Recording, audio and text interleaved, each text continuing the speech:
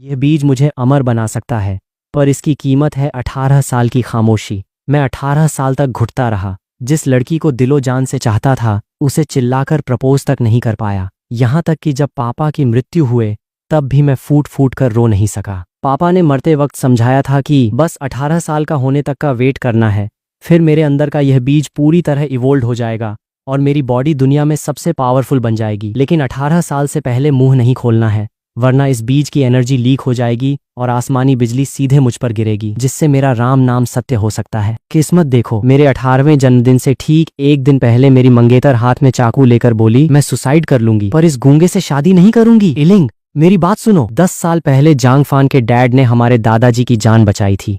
उसी एहसान के बदले दादाजी ने प्रॉमिस किया था कि तुम दोनों 18 साल के होते ही शादी करोगे। अगर तुमने यह डील तोड़ी तो लोग हमारे परिवार को एहसान फरामोश कहेंगे। इस बीच सब लोग कोने में खड़े मुझे देखकर कानाफूसी कर रहे थे। लुक तो ठीक ठाक है, पर बेचारा गूंगा है, ऊपर से कोई स्पिरिचुअल रूट भी नहीं है। जबकि शू इलिंग 6 ग्रेड रूट वाली अल्टीमेट जीनियस थी। किंगयून सेक्ट के एल्डर्स की उस पर नजर थी और वो उसे अपनी खास डिसाइपल बनाने वाले थे। उसका फ्यूचर ब्राइट था। दोनों में जमीन आसमान का फर्क था। दोनों अलग ही दुनिया के लोग थे। सुनिए, अगर बात नहीं बन रही तो इलिंग की जगह यूरान की शादी करा देते हैं इससे। उसके पास खड़ी उसकी माँ वांग यिंग फैंग ने बेबसी से कहा। शू फैमिली के सब लोगों की नजरें सीधे शू यूरान पर टिक गईं। लड़की कमाल की खूबसूरत और एकदम अप्सरा थी, पर बैड लक ये था कि वो एक सौतेली माँ की बेटी थी, इसलिए शू फैमिली में उसकी वैल्यू शू इलिंग के सामने कुछ भी नहीं थी। वांग यिंग फैंग का अपनी बेटी को बचाकर यूरान को एक गूंगे के पल्ले बांधना फैमिली के कई लोगों को हजम नहीं हो रहा था। यूरान जैसी पटाखा लड़की के सामने जांग फान जैसा गूंगा कहीं स्टैंड ही नहीं करता था। यह सुनते ही यूरान के चेहरे का रंग उड़ गया। उसने अपने होंठ भींचे और रोते हुए मिन्नतें करने लगी। पापा, मैं आपकी सेवा करना चाहती हूँ, प्लीज मेरी शादी मत कराइए। यूरान, हमारी फैमिली 100 साल से डाउन चल रही है। बड़ी मुश्किल से तुम्हारी बहन जैसी जीनियस मिली है। हमारी फैमिली का फ्यूचर उसी पर टिका है। समझो पापा, तुम्हारे आगे हाथ जोड़ रहे हैं। अपनी बहन की जगह तुम जांग फान से शादी कर लो। उसे अब भी सोच में डूबा देख शू झेंग यान ने अपने घुटने टेक दिए। क्या अब पापा को तुम्हारे पैरों में गिरना पड़ेगा? यूरान एकदम डर गई और उसने तुरंत उन्हें उठाया। पापा, आप ऐसा मत करो, मैं शादी के लिए तैयार हूँ, मैं कर लूंगी शादी। ये सुनकर शू झेंग यान के चेहरे पर सुकून की स्माइल आई। उसने मेरी तरफ देखा और बोला, फान बेटा, तुम्हारा क्या सोचना है? मैं शांति से वॉक करता हुआ यूरान के सामने गया। उसके चेहरे पर आंसू देखकर दिल में एक अजीब सा दर्द हुआ। कितनी बेचारी है ये। पूरी फैमिली ने मिलकर इसके खिलाफ गेम खेल दिया। शू फैमिली का कभी इरादा था ही नहीं कि वो अपनी स्टार बेटी इलिंग की शादी मुझसे कराएं। उन्होंने तो पहले से ही यूरान को बलि का बकरा बनाने का फुल प्रूफ प्लान सेट कर रखा था। इलिंग का सुसाइड ड्रामा, वांग यिंग फैंग का यह रिप्लेसमेंट आइडिया और फिर झेंग यान का यह इमोशनल अत्याचार, सब कुछ स्क्रिप्टेड था। यूरान इतनी सिंपल और इनोसेंट थी कि आसानी से इनके जाल में फंस गई। ऐसी मासूम लड़की को मैं कैसे हर्ट कर सकता था? मैंने अपनी जेब से पेन पेपर निकाला और एक नोट लिखा। अंकल, यूरान को फोर्स मत कीजिए। शू फैमिली ने 10 साल तक मेरा ख्याल रखा।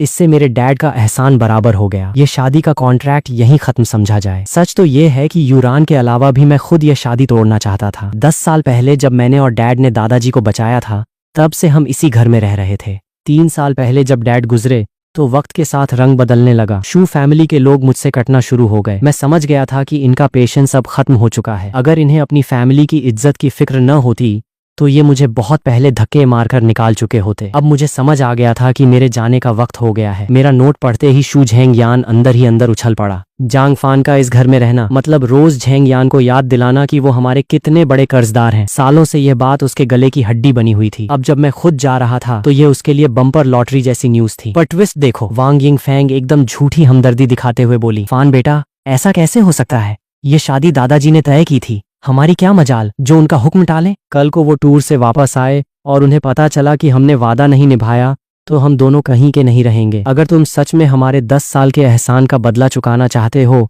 तो यूरान से शादी कर लो। हम सब एक ही फैमिली बन जाएंगे। फैमिली के कुछ शातिर लोग वांग यिंग फैंग का असली गेम समझ चुके थे। वह यूरान की लाइफ इस गूंगे से शादी कराकर तबाह करना चाहती थी ताकि उसकी अपनी बेटी इलिंग के रास्ते का हर कांटा साफ हो जाए। यूरान अपनी ग्रेस और लुक्स की वजह से दूर दूर तक फेमस थी। बड़े बड़े खानदानों के लड़के उस पर लाइन मारते थे। अगर उसकी शादी किसी रईस या किसी पावरफुल बंदे से हो जाती तो वह इलिंग के लिए बड़ा खतरा बन सकती थी। अब उसे इस 0 रूट वाले कबाड़ के साथ बांधकर वह हमेशा के लिए सेफ होना चाहती थी। कितनी नागिन औरत थी ये। मैं यह पूरा सीन एकदम क्लियर देख रहा था। रोती हुई यूरान को देखकर मैंने एक ठंडी सांस ली और सोचा, अगर आज मैंने इसकी हेल्प कर भी दी तो मेरे जाने के बाद यह वांग यिंग फैंग के टॉर्चर से नहीं बच पाएगी। तब इसकी हालत इस गूंगे से शादी करने से भी बदतर हो जाएगी। इन सालों में यूरान इकलौती थी जिसने मुझसे तमीज से बात की थी। जिस साल डैड मरे, मैं सदमे में भयंकर बीमार हो गया था और 7 दिन 7 रात बेड पर पड़ा रहा।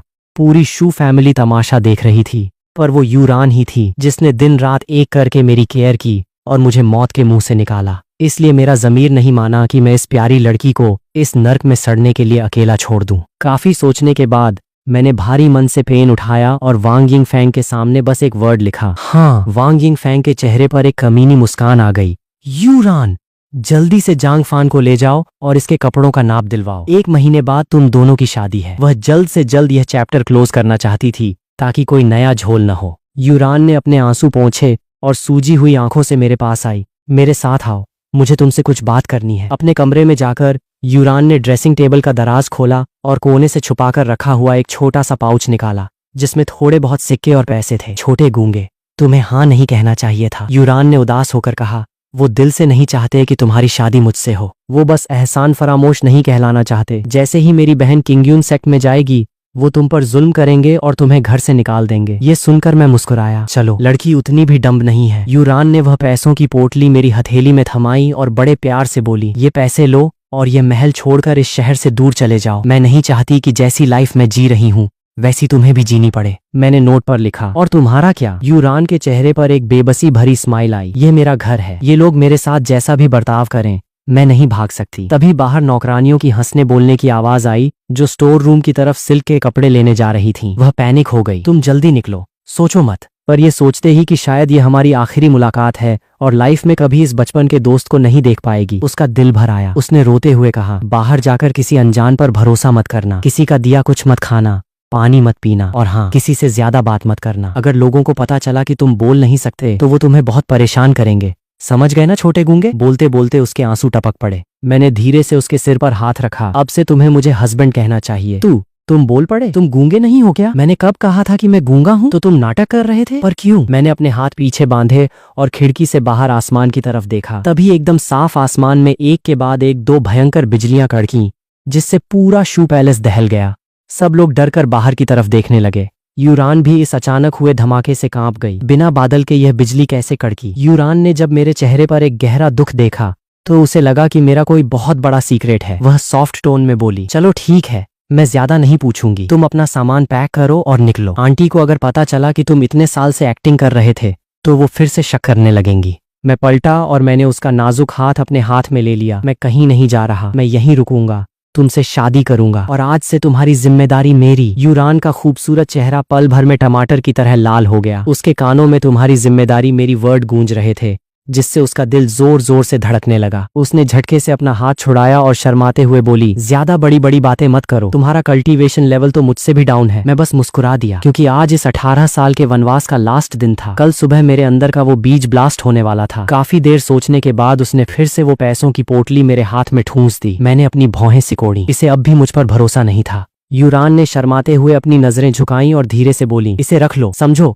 ये मेरी तरफ से तुम्हारी शादी का शगुन है। धड़ाम! आसमान में बिजली नहीं कड़की थी, वह धमाका मेरे दिल के अंदर हुआ था। मैंने लाइफ में कभी नहीं सोचा था कि कोई लड़की अपनी जिंदगी भर की सेविंग्स मेरे हाथ में दे देगी ताकि मैं उससे शादी कर सकूं। ऐसे क्या घूर रहे हो? यूरान ने आगे बढ़कर मेरे कपड़ों को ठीक किया और प्यार से बोली, जांग अंकल तो सीधे साधे थे, तुम्हारे लिए कोई बैंक बैलेंस नहीं छोड़ गए। उम्मीद है मेरी ये छोटी सी सेविंग तुम्हारे काम आएगी। अब मुझसे कंट्रोल नहीं हुआ, मैंने उसे खींचकर अपनी बाहों में भर लिया। हमारी शादी की शुरुआत भले ही एक एक्सीडेंटल ट्विस्ट थी, पर इसका एंड एकदम परफेक्ट होने वाला था। लाइफ पार्टनर अगर सही हो तो लाइफ सेट हो जाती है। यूरान शर्म से लाल हो गई, उसका दिमाग एकदम ब्लैंक हो गया और उसकी बॉडी एकदम स्टैच्यू बन गई। वो बस मेरी बाहों में जमी रही। काफी देर बाद उसे होश आया तो उसने हड़बड़ाकर खुद को छुड़ाया। मैं कपड़े सुखाने जा रही हूँ। उसे भागते हुए देखकर मैंने वो पैसों का पाउच टेबल पर रखा और मुस्कुराते हुए कहा, अपनी वाइफ को लाने के लिए मैं इतना गरीब नहीं हूँ यूरान, मैं तुम्हें पूरे ठाट बाह से ब्याह कर लाऊंगा। कड़कड़! बाहर फिर से 2 बिजलियां चमकी। मैंने गुस्से में आसमान की तरफ देखा।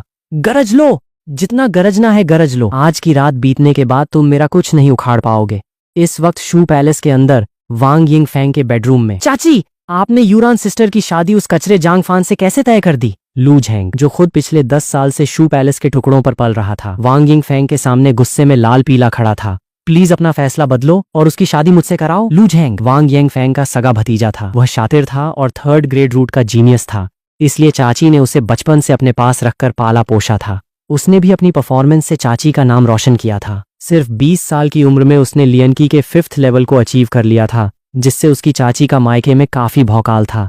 बस एक ही सिरदर्दी थी कि लू झेंग यूरान पर मरता था और उसे अपनी अमानत समझता था। झेंग बेटा, यूरान की शादी जांग फान से होना हमारी फैमिली के फ्यूचर के लिए जरूरी है। बाकी हर मामले में चाची तुम्हारी बात मान सकती है, पर इस मैटर में कोई नौटंकी नहीं चलेगी। यूरान का करियर पूरी तरह तबाह करने के लिए वांग यिंगफेंग उसे हर हाल में उस कचरे जांग फान के पल्ले बांधना चाहती थी। लेकिन लू झेंग का उतरा हुआ चेहरा देखकर उसने एक शातिर टोन में कहा, बेटा मैंने सिर्फ शादी में टांग अड़ाने से मना किया है, ये थोड़ी कहा है कि शादी के बाद तुम कुछ नहीं कर सकते। सोचो, अगर शादी के बाद जांग फान का कोई एक्सीडेंट हो जाए और वो मर जाए तो तुम यूरान से शादी कर ही सकते हो ना। अगर यूरान एक बार विडो बन गई तो बड़े खानदान के रईस और पावरफुल लोग उसे वैसे भी मुंह नहीं लगाएंगे। लू झेंग का दिमाग तुरंत चल गया। मैं समझ गया चाची, थैंक यू सो मच। मैं अभी जाकर उनकी शादी की तैयारियां करवाता हूँ ताकि फेरे जल्दी से जल्दी हों। जाओ बेटा, और कल सुबह जल्दी उठना मत भूलना। चाची तुम्हें टेस्टिंग टावर ले जाएगी ताकि तुम्हारे स्पिरिचुअल रूट का रीटेस्ट हो सके। जी चाची। लू झेंग ने हाथ जोड़े और हंसते हुए बाहर निकल गया, पर कमरे से बाहर निकलते ही उसके चेहरे की हंसी गायब हो गई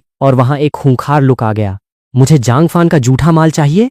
इस बुढ़िया का दिमाग खराब हो गया है क्या? लू झेंग को जो चाहिए वो बेस्ट होना चाहिए। कल एक बार रीटेस्ट हो जाए और मेरा रूट लेवल हाई आ जाए तो मैं पूरी शू फैमिली के सामने यूरान को मंडप से उठा ले जाऊंगा। अगली सुबह मैं अपने कमरे में बेचैनी से चक्कर काट रहा था। बार बार खिड़की से बाहर आसमान को देख रहा था। मेरी आंखों में गहरी लाल लाइनें आ चुकी थीं। ये साला सूरज अभी तक निकला क्यों नहीं? इस दिन का मैंने पूरे 18 साल वेट किया था। मुझे लगता था कि मुझ में बहुत पेशेंस है, मैं किसी भी सिचुएशन में नॉर्मल रह सकता हूँ और इस बीज के फटने का शांति से वेलकम करूंगा। पर जब सच में यह दिन आया तो रात भर नींद नहीं आई। दिल में अजीब सी घबराहट थी। डैड ने मुझसे झूठ तो नहीं बोला था ना? क्या सच में यह बीज मेरी पूरी काया पलट देगा? हजारों थॉट्स मेरे दिमाग का दही कर रहे थे। तभी अचानक बादलों को चीरती हुई धूप की एक तेज किरण सीधे कमरे के अंदर आई। ठीक उसी मोमेंट पर मुझे अपनी बॉडी के अंदर से चट चट की आवाज सुनाई दी, जैसे कोई बहुत मजबूत कवच बीज से क्रैक हो रहा हो। बीज अंकुरित हो चुका था। 18 साल का लंबा वेट खत्म हुआ। राख से उठने का टाइम आ गया था। मैंने तुरंत पालथी मारी, अपनी सांसों को कंट्रोल किया और मेडिटेशन की पोजीशन में बैठ गया। मेरे कानों में उस कवच के टूटने की आवाज अब और तेज होती जा रही थी। धड़ाम। अचानक एक ऐसा पहाड़ हिलाने वाला भयानक धमाका हुआ, मानो सीधे कान के पास बिजली कड़की हो। मेरी आंखों के सामने 1 सेकंड के लिए अंधेरा छा गया। उस अंधेरे में मैंने देखा कि एक नन्ही सी कली जमीन फाड़कर बाहर निकल रही है। उसके आते ही मानो किसी गॉड लेवल सुप्रीम पावर को मिर्ची लग गई। आसमान से तबाही मचाने वाली बिजलियां एक के बाद एक गिरने लगीं ताकि उसे वापस जमीन के अंदर धंसा सकें। पर उस नन्ही सी कली ने एकदम आराम से खुलते हुए उन सारी बिजलियों को स्पंज की तरह सोख लिया। और फिर भाई साहब, वह मेरी आंखों के सामने रॉकेट की स्पीड से बढ़ने लगी। 1 inch, 2 inch, 3 inch, 1 feet, 2 feet, 3 feet, 100 feet, 1000 feet. देखते ही देखते उस बीज ने आसमान की बिजलियों को अपना खाना बनाकर एक ऐसा विशाल पेड़ रूप ले लिया जिसका कोई एंड ही नहीं था। बिजलियां भी समझ गईं कि इस मॉन्स्टर को रोकना उनके बस की बात नहीं है, तो वो धीरे धीरे शांत हो गईं। मुझे लगा चलो मैटर क्लोज हुआ, पर तभी यूनिवर्स को हिला देने वाली एक गूंजती हुई डरावनी आवाज आई। किसकी इतनी हिम्मत जो हमारे ताइशू एंशिएंट ट्राइब की गॉड लेवल टेक्निक चुराए? तुम जो कोई भी हो, जहां कहीं भी हो, हम तुम्हें ढूंढ निकालेंगे, तुम्हें ढूंढ निकालेंगे। वह चीख जैसे ही कान में पड़ी, मेरा सिर दर्द से फटने लगा कि मेरी आत्मा इस भयानक पावर के आगे अभी टुकड़ों में बिखर जाएगी। ठीक उसी क्रिटिकल मोमेंट पर ताइशू एंशिएंट ट्री से एक ग्रीन मैजिकल लाइट निकली और मेरी बॉडी में समा गई। तब जाकर वो जानलेवा दर्द धीरे धीरे गायब हुआ और उस ग्रीन लाइट के जादू से फाइनली मेरे डेंटियन में एक स्पिरिचुअल रूट पैदा हो गया। मैं मौत के मुंह से बचकर बाहर आया था। चेहरा एकदम सफेद पड़ा था। वह कौन था? सदियों पुराने टाइम और स्पेस को चीर कर आई एक आवाज ने मुझे ऑलमोस्ट खत्म ही कर दिया था। और उसने इस पेड़ को ताइशू ट्राइब का क्यों बताया? क्या डैड ने मुझसे कोई बहुत बड़ा सीक्रेट छुपाया था? काफी देर बाद जाकर मेरे दिल की धड़कन नॉर्मल हुई। मैंने अनजाने में अपने पेट की तरफ देखा तो मेरी आवाज कांपने लगी। Spiritual root. फाइनली मेरे पास स्पिरिचुअल रूट आ गया। इस एक पल के लिए मैंने पूरे 18 साल वेट किया था। अगले ही पल मैं गहरी बेबसी और इमोशन के साथ घुटनों के बल जमीन पर बैठ गया। डैड, आप देख रहे हैं ना, आपके बेटे के पास स्पिरिचुअल रूट आ गया है। अब मैं अपनी रक्षा खुद कर सकता हूँ। आपकी आत्मा को अब शांति मिल जाएगी। काफी देर बाद जब मैं नॉर्मल हुआ तो मैंने अपने रूट को ध्यान से देखना शुरू किया, पर देखते ही मेरे तोते उड़ गए। मेरा स्पिरिचुअल रूट एकदम ट्रांसपेरेंट था, उसमें कोई कलर ही नहीं था। नॉर्मली रूट लाल, संतरी, पीले, हरे, नीले, बैंगनी, काले या सफेद होते हैं। ट्रांसपेरेंट तो कभी सुना ही नहीं था। शू इलिंग का रूट डार्क ब्लू था, जो दिखाता था कि वह 6 ग्रेड रूट वाली जीनियस है। कहानियों में सबसे टॉप पर व्हाइट रूट होता है, जो 9 ग्रेड को दिखाता है। पर इस ट्रांसपेरेंट रूट का क्या सीन है, यह तो कोई नहीं जानता था। लगता है टेस्टिंग टावर जाकर ही कंफर्म करना पड़ेगा। इस महाद्वीप पर TNG पैलेस नाम की एक बेहद पुरानी और खूंखार पावर थी, और ये जो नामी गिरामी किंगयून सेक्ट है, ये तो उनके अंडर आने वाले 9 सेक्ट्स में से बस एक था। TNG पैलेस ने हर शहर में एक टेस्टिंग टावर बना रखा था, जहां कोई भी जाकर फ्री में अपना रूट चेक करवा सकता था। अगर किसी का रूट अल्टीमेट लेवल का निकलता तो वह टावर के हेड से कहकर सीधे वहां के लोकल सेक्ट में एंट्री का चांस पा सकता था। जैसे शू इलिंग ने भी इसी टावर में अपना 6 ग्रेड रूट टेस्ट किया था, जिसे देखकर किंगयून सेक्ट के एक बड़े एल्डर खुद इंप्रेस हो गए थे और उसे आउट ऑफ द वे जाकर अपनी खास डिसाइपल बना लिया था। कहा जाता था कि अगर किसी का टैलेंट एकदम गॉड लेवल हो तो खुद TNG पैलेस के मेन लोग आकर उसे अपना डिसाइपल बना लेते हैं। पर ये सब बस सुनी सुनाई बातें थीं। गुजो सिटी के इस टावर में आज तक ऐसा कोई पैदा ही नहीं हुआ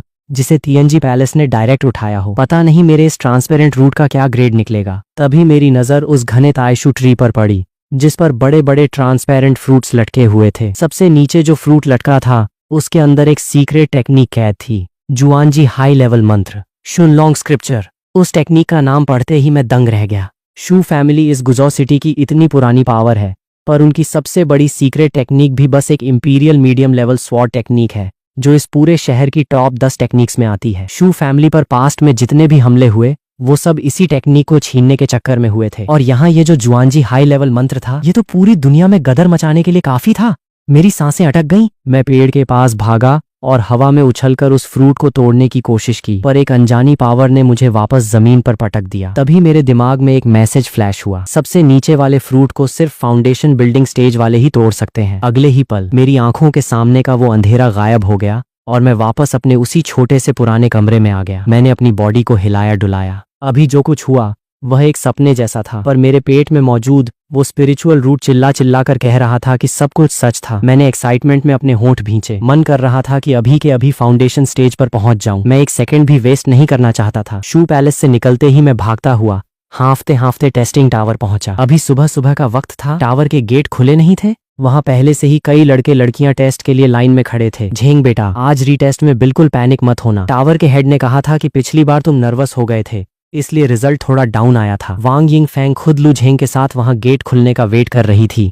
वैसे तुम कम से कम 3rd ग्रेड अपर लेवल के हकदार थे, पर नर्वसनेस में सिर्फ 3rd ग्रेड मिड लेवल आया। इसी एक ग्रेड के फर्क की वजह से मैं तुम्हें शू फैमिली से ज्यादा रिसोर्सेज नहीं दिलवा पा रही थी। लू झेंग ने सीरियस होकर सिर हिलाया। शू फैमिली के पास वैसे ही लिमिटेड माल था और उसका बड़ा हिस्सा शू इलिंग पर खर्च होता था। बाकी का बचा कुचा टैलेंट के हिसाब से बंटता था। शू फैमिली में कई लोग 3rd ग्रेड वाले थे, इसलिए वो दूसरों से एक कदम पीछे रह जाता था, तो उसे रिसोर्सेज भी कम मिलते थे। इसीलिए इस रीटेस्ट में उसे अपना असली जलवा दिखाना ही था। अगर आज तुम्हारा 3rd ग्रेड अपर लेवल आ गया तो मैं किसी भी तरह शू फैमिली के एल्डर्स को मनाकर तुम्हें हमारी खानदानी शू स्टाइल स्वॉर्ड टेक्निक सीखने की परमिशन दिलवा दूंगी। अपने इस भतीजे के लिए वांग यिंग फैंग शू फैमिली का सबसे बड़ा सीक्रेट भी एक आउटसाइडर को देने के लिए तैयार थी। क्या? लू झेंग ये सुनते ही उछल पड़ा। शू स्टाइल स्वॉर्ड टेक्निक एक इंपीरियल मीडियम लेवल कोंफा थी, जो गुजो सिटी में काफी ऊपर रैंक करती थी। इसे सिर्फ शू फैमिली के सगे खून को ही सिखाया जाता था। इस घर में 10 साल तक दूसरों के नखरे झेलने के बाद फाइनली आज वह शू फैमिली के सबसे बड़े खजाने को हाथ लगाने वाला था। इसी एक्साइटमेंट के बीच उसकी नजर साइड में खड़ी एक जानी पहचानी फिगर पर पड़ी।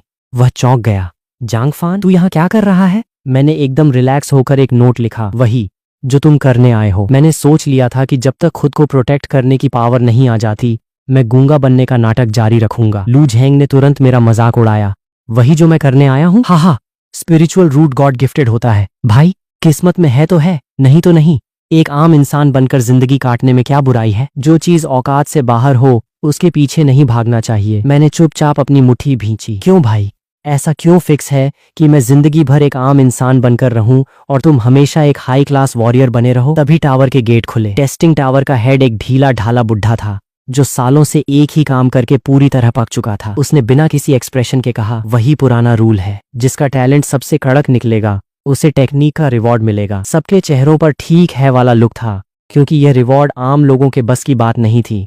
पिछले कई सालों में यह रिवॉर्ड सिर्फ शू इलिंग को मिला था, जिसने 6 ग्रेड रूट की बदौलत एक इंपीरियल लो लेवल मंत्र जीता था। उसी मंत्र के दम पर इलिंग सिर्फ 6 महीने में लियनकी के 8th लेवल पर पहुंच गई थी। जब 6 ग्रेड वाले को सिर्फ बेसिक टेक्निक मिली तो बाकी लोग तो उम्मीद ही छोड़ चुके थे, पर मेरा दिमाग तुरंत चमका। यानी यहाँ फ्री में टेक्निक भी मिलती है। फाउंडेशन स्टेज पर पहुंचने के लिए एक अच्छे मंत्र की सख्त जरूरत थी। मंत्र ही वो चाबी है जो आपके कल्टीवेशन लेवल को बढ़ाती है। स्वॉर्ड या पंच जैसी अटैकिंग टेक्निक्स के मुकाबले मंत्र ज्यादा कोर और कीमती होते हैं, जिन्हें हर खानदान छुपा कर रखता है। ये टेस्टिंग टावर ही इकलौती जगह थी जहां एक आम लड़का इसे जीत सकता था, पर यह बहुत मुश्किल था। मुझे भी श्योर नहीं था कि मुझे कुछ मिलेगा या नहीं, क्योंकि मेरे इस ट्रांसपेरेंट रूट का क्या लेवल है मुझे खुद नहीं पता था। सब लोग टावर के अंदर गए। वहां कई अलग अलग प्राइवेट रूम्स थे। मैं और लू झेंग पास पास वाले रूम्स में घुस गए। मैंने रूम के सेंटर में हवा में तैरते हुए एक क्रिस्टल स्केल को देखा, जिस पर 9 अलग अलग कलर्स के मार्क बने थे जो 1 से 9 ग्रेड को दिखाते थे। जैसे ही आप उस पर हाथ रखते,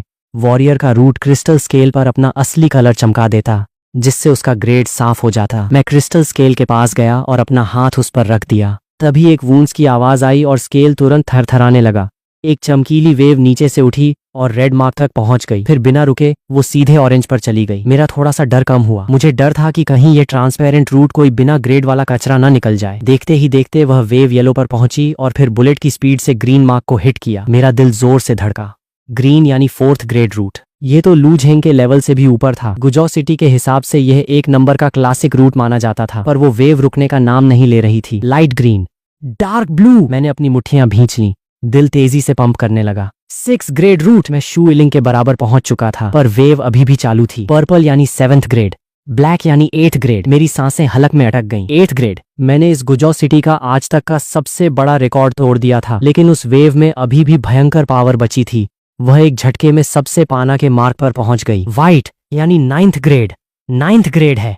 मेरी आंखें फटी की फटी रह गईं। अंदर एक ऐसी खुशी फूटी जिसे मैं रोक नहीं पा रहा था। मेरे पास एक ऐसा गॉड लेवल का 9th ग्रेड रूट था जो सिर्फ कहानियों में होता था। पर रुको, वह वेव अभी भी नहीं रुकी। वह और ऊपर भागने लगी। क्रिस्टल स्केल के टॉप पर एक बड़ा सा खाली स्पेस था जहां कोई मार्किंग नहीं थी, पर वेव ऊपर चढ़ती गई और लास्ट में शूज करके स्केल से बाहर निकल गई। सीधे रूम की छत को चीरती हुई बाहर भाग गई। मैं एकदम ब्लैंक हो गया। साला मेरा कौन सा रूट है? ये टेस्ट हुआ भी है या सीधे स्कैम हो गया? ठीक उसी वक्त जब वह वेव क्रिस्टल स्केल से बाहर निकली, पड़ोस के रूम में लू झेंग अपने क्रिस्टल स्केल को देख रहा था। वहां वेव की स्पीड इतनी स्लो हो चुकी थी जैसे कोई केंचुआ दीवार पर चढ़ रहा हो। वह बड़ी मुश्किल से 3rd ग्रेड, मिड और अपर लेवल के बिल्कुल बीच में जाकर अटक गई। उसका चेहरा उतर गया। बढ़ साले, थोड़ा और बढ़ कमीने। लू झेंग ने गुस्से में क्रिस्टल स्केल पर घूंसा मारा और चिल्लाया। उसे लगा था कि 3rd ग्रेड अपर लेवल तो उसका पक्का है, पर वह 1 इंच से चूक गया। इस जरा से फर्क की वजह से वह शू फैमिली के रिसोर्सेज और वांग यिंग फैंग के उस स्वॉर्ड टेक्निक वाले प्रॉमिस से हाथ धो बैठा था। तभी मेरे रूम से निकली हुई वो जादुई वेव उसके रूम के पास से गुजरी। उस वेव के भयंकर प्रेशर ने लू झेंग के क्रिस्टल स्केल की रुकी हुई वेव को एक तगड़ा झटका दिया। जो वेव पूरी तरह रुक चुकी थी, वह उस प्रेशर से अचानक रॉकेट बनकर ऊपर भागने लगी। वह green, light green, blue, purple, black के मार्क्स को चीरती हुई सीधे टॉप पर जाकर रुकी। व्हाइट कलर पर। लू झेंग ने जब अपने स्केल को चमकीले व्हाइट कलर में जगमगाते देखा तो वह खुशी से पागल हो गया। भाई साहब, मेरा व्हाइट रूट आया है जो सिर्फ कहानियों में होता था।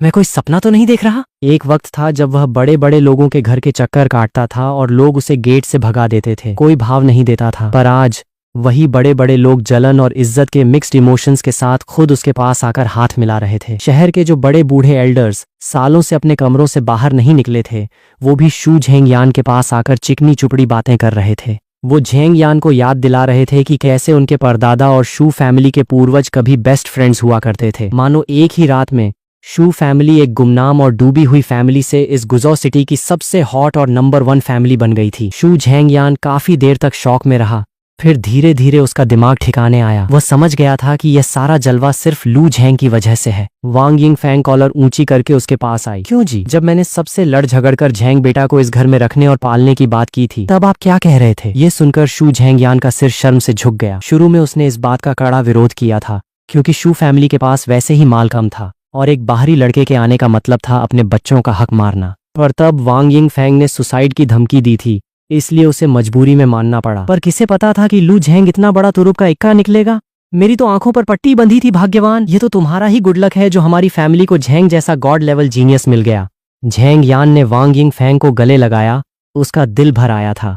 वांग यिंग फैंग का चेहरा खुशी से चमक रहा था। और नहीं तो क्या, उस बार बियून सिटी का जो 8th ग्रेड वाला जीनियस था सुना है उसे सीधे TNG गांव में एंट्री मिली थी और बाद में वह वहां का डिप्टी हेड बन गया। हमारा झेंग तो 9th ग्रेड वाला जीनियस है और हमारी शू फैमिली भी। अब तभी बाहर खड़ी भारी भीड़ की एक्साइटमेंट के बीच लू झेंग फाइनली रूम का गेट खोलकर पूरे कॉन्फिडेंस के साथ बाहर आया। वह सीधे शू झेंग यान के पास गया और घुटनों के बल बैठ गया। अंकल, इतने सालों तक मुझे पालने के लिए थैंक यू सो मच। आपका यह बेटा आपकी उम्मीदों पर खरा उतरा है।